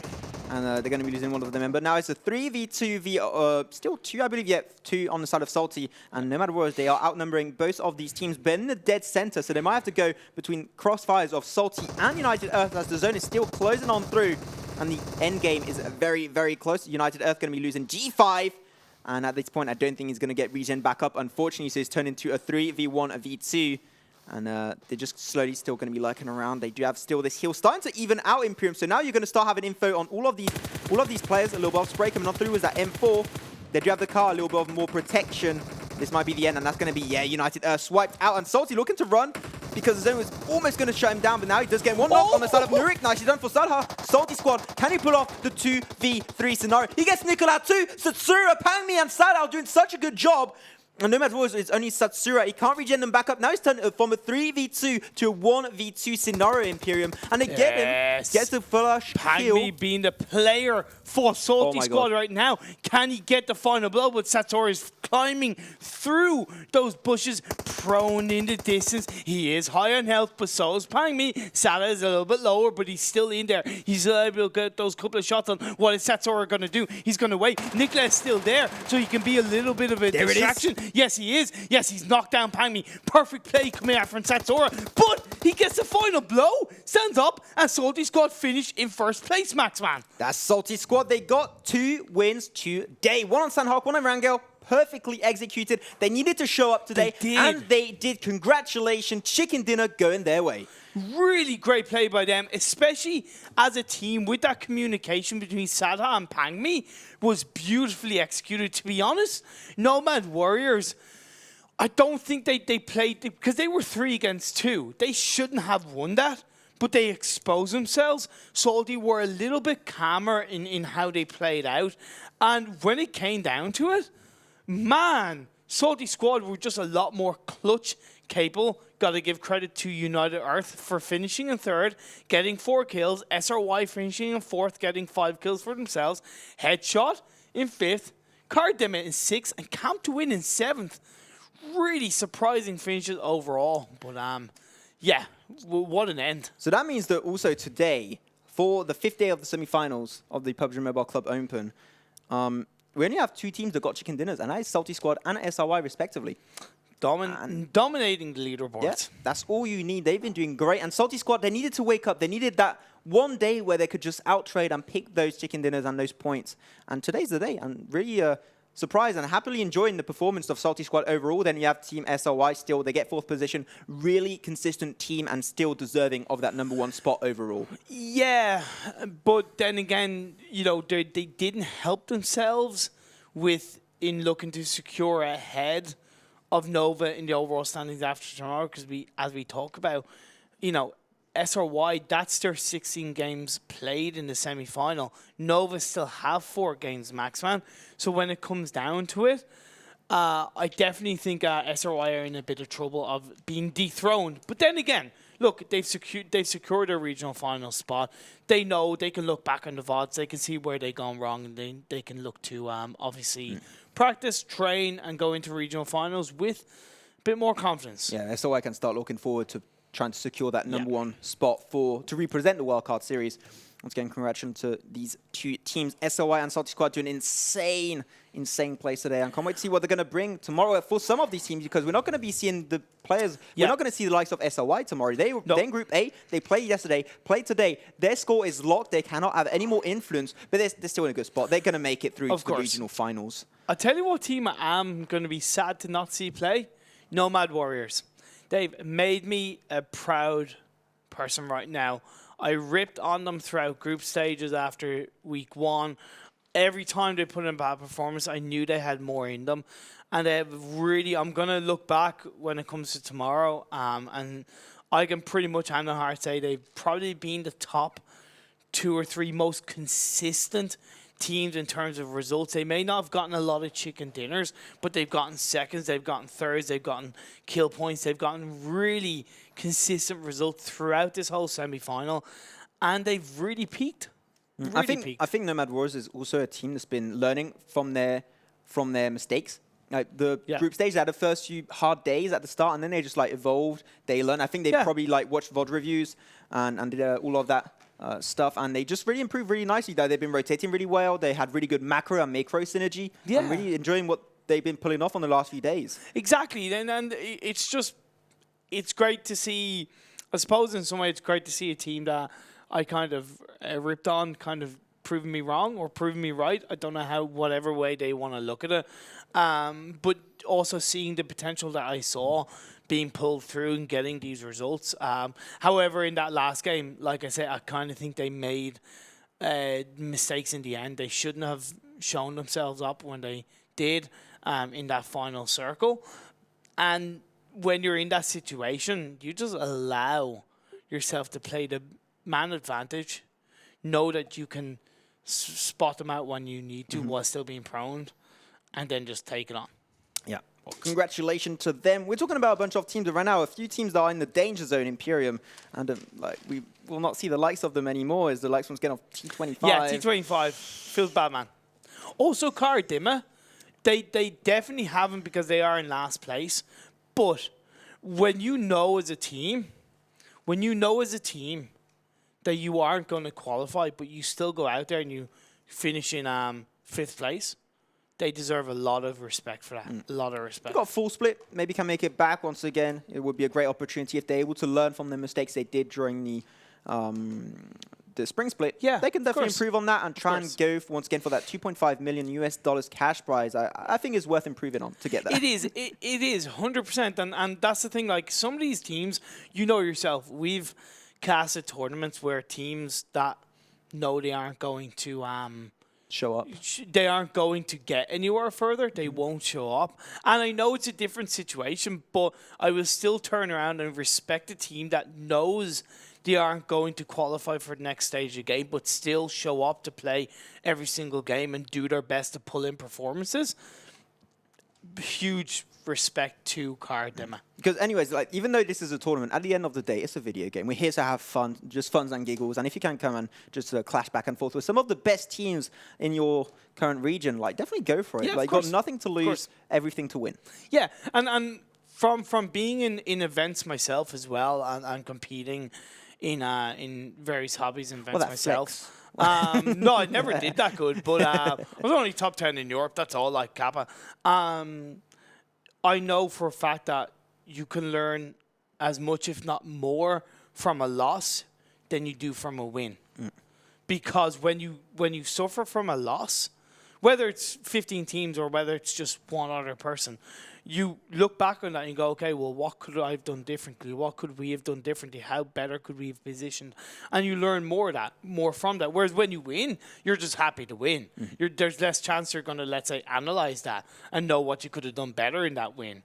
You know, so a loss will always provide as much, if not more, information and reflection for you as a win. It's really interesting you're mentioning that because as I mentioned earlier, yesterday night, I had a chat with United Earth. I asked them a few questions, and they said, well, we see it more as like, a really good sentence is, if we, like, or we win, or we learn. That's how they put it. Really good way of putting it from United Earth. Max, You're perfect. Such a great quote. I'm going to probably adopt that. Put that on your Twitter bio. yeah. You either win or you what learn. was that? Okay, yeah, I forgot it already. Feel bad, man. Well, okay. Yeah, so we're just trying to get the standings up for you guys. Small tiny bit of issues, but we're going to keep talking about what has happened in today's games. Maxon, who've been the winners of today's 4 games? I know there's not much, but... I have two teams that came out with chicken dinners today. So, okay, see you. Okay, what are you doing, my pen? Jeez. SOLTISQUAD got 2 chicken dinners for themselves, and also Team SOI again 2 for themselves. To SOI, they are leading in terms of like purely chicken dinner numbers. They got 5. Yeah. They got 5 wins for themselves in the semi-finals. That is a huge game so far, because they had 12. Well, no, actually, because they had their 16 games. Yeah, and exactly. Out of these 16 games, they got 5 chicken dinners. Yeah, and that's actually really good. But then again, you know, and they're lying in first overall right now, for sure, because they were after game 3. But I've got to kind of turn around and say, well, there's no point if you're not getting the results in the background that live up to that. For example, great to get 5 chicken dinners, but if you're suffering them from 7th, 8th, 9th, 10th positions with 5 to 10 points per game, you're really not going to benefit yourself. Whereas when you look at some teams that are getting 15, 20, 22, 20, 22, 25, sometimes a chicken dinner, that is overall more valuable. Valuable, exactly. So either way, SRY, 5 chicken dinners, nothing to be sniffed at, nothing to really kind of go, you know. But I suppose it's like I mentioned before this last game. These teams have got to really step up because we're going to be going to regionals. We are going to see these 16 teams fight out for 1 spot. That's a 1 in 16 chance of getting to the global finals. Yeah. So when you look at SRY and you go, yeah, 5 chicken dinners, that's great, but that's out of 16 games. We need to make that 10 chicken dinners out of 16 games. We need to make that 12 chicken dinners out of 16 games, because that's what they need to do. So they're going to be happy, but I damn sure expect them to train harder, work faster, and look to claim more chicken dinners in the future. Because so a lot of the other regions have like, what, 2-3 spots for teams to represent that region, like Europe and NA. I think they have like 2 spots each. 2 spots each. So that's why right now these teams, they're going to have to really like step it up even more than they're doing right now, because you only have 1 spot. So that means that's got to be the best team in the entire Wildcard Series. You started with 32 teams, and out of those 32 teams, 1 team will come out on top. And we just got to see which one it is. Like, so far, Nova and SOI are looking really good to take that position. Yeah, but as we saw today, you can have huge upsets. You have the likes of United Earth, SOLTISQUAD that we haven't seen recently. They could sneak their way and potentially get themselves a spot. Even Camp to Win. Even Camp to Win. No, but Camp to Win haven't actually lived up to expectations, say, in my opinion. They didn't get any chicken dinners. They got a couple of okay results in terms of 5th or 6th. They did get 2 last weekend. But, yeah, but that's last weekend. If you're living on last weekend, you're living in the past. You got to live for the future. You got to live for the moment. You got to live each game as it comes. And Camp to Win, like I said, they've got to step up. I sound so harsh, but I suppose I'm just trying to drive it home that these teams really learn to move forward, evolve, progress, and get better. And it will show in your games. However, to bring it to a lighter note and to show another bit of pride, I want to talk about Hype. Hype after Nepal. Today's games, one of the 7 Nepal teams in this semifinals. My apologies. They really have pulled out so many good results in these games. haven't got a chicken dinner, but they've gotten some, compared to group stages, their points and their average points per game has evolved. Exactly. We remember like that team that was having a hard time making it into the top 24 in the group stage. But now we can have a closer look to the standings. Let's go. SRY. They are getting a nice little bit of a lead for themselves with 365 points all around. Nova Esport still have 4 games to play tomorrow in Imperium. I think they can potentially take that #1 spot back for themselves.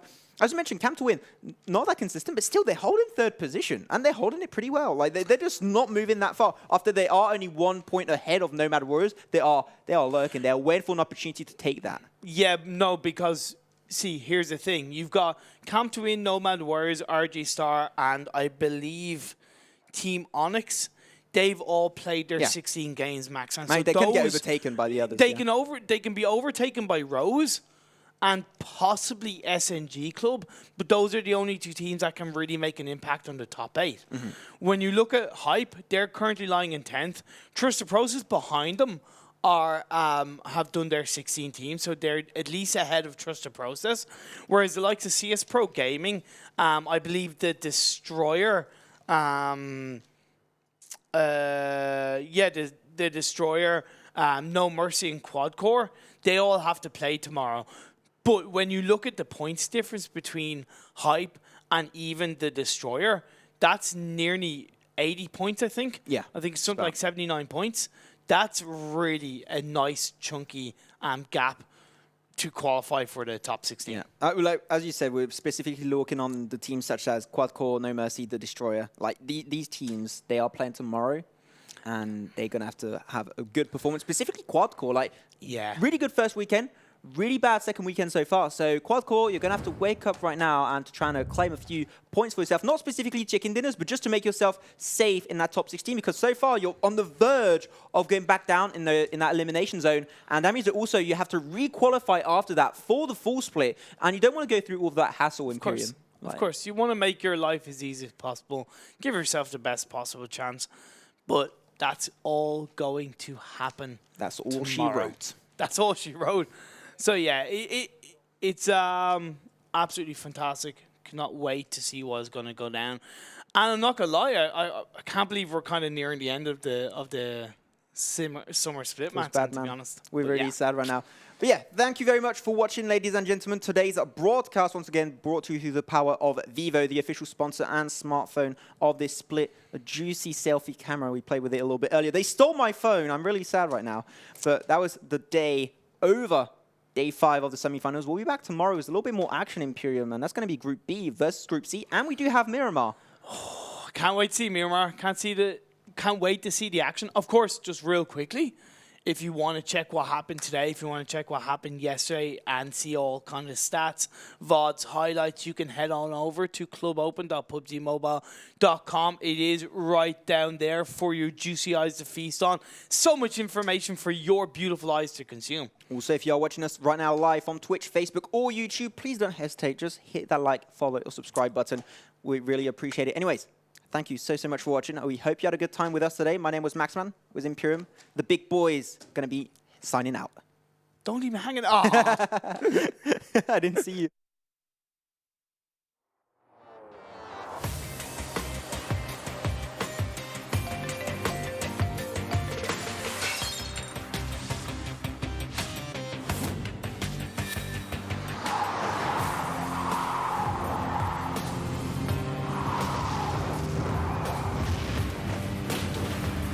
Your game, Vivo V15 series. Vivo.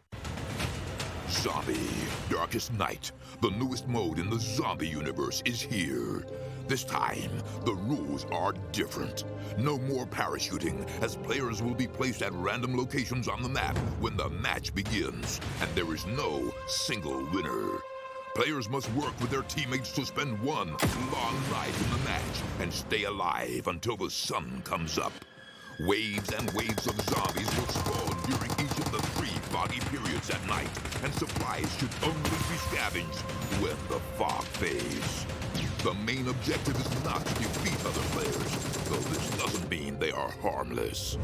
Players may need to work with other teams when necessary, but should also watch their backs in case the Fragile Alliance goes south. This will be a unique experience for every player involved.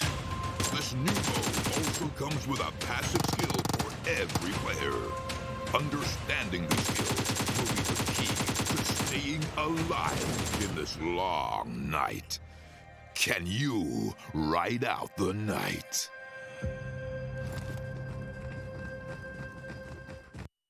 Do you play PUBG Mobile?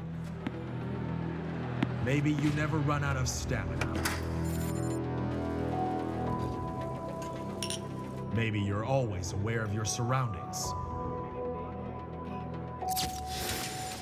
Maybe you're an amazing cook with the pan.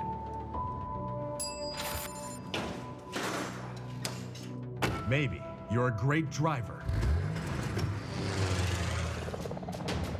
But as soon as you hear the sound of an airplane,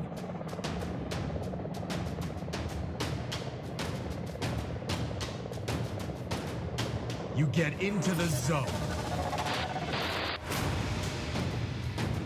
In PUBG Mobile, you all come from different walks in life.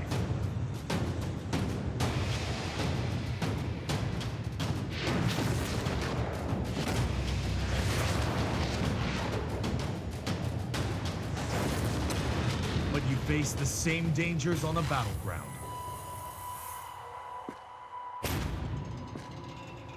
And you become friends. You work together to overcome the obstacles. This is PUBG Mobile. There's a #1 in all of us. Welcome to the PUBG Mobile first anniversary party.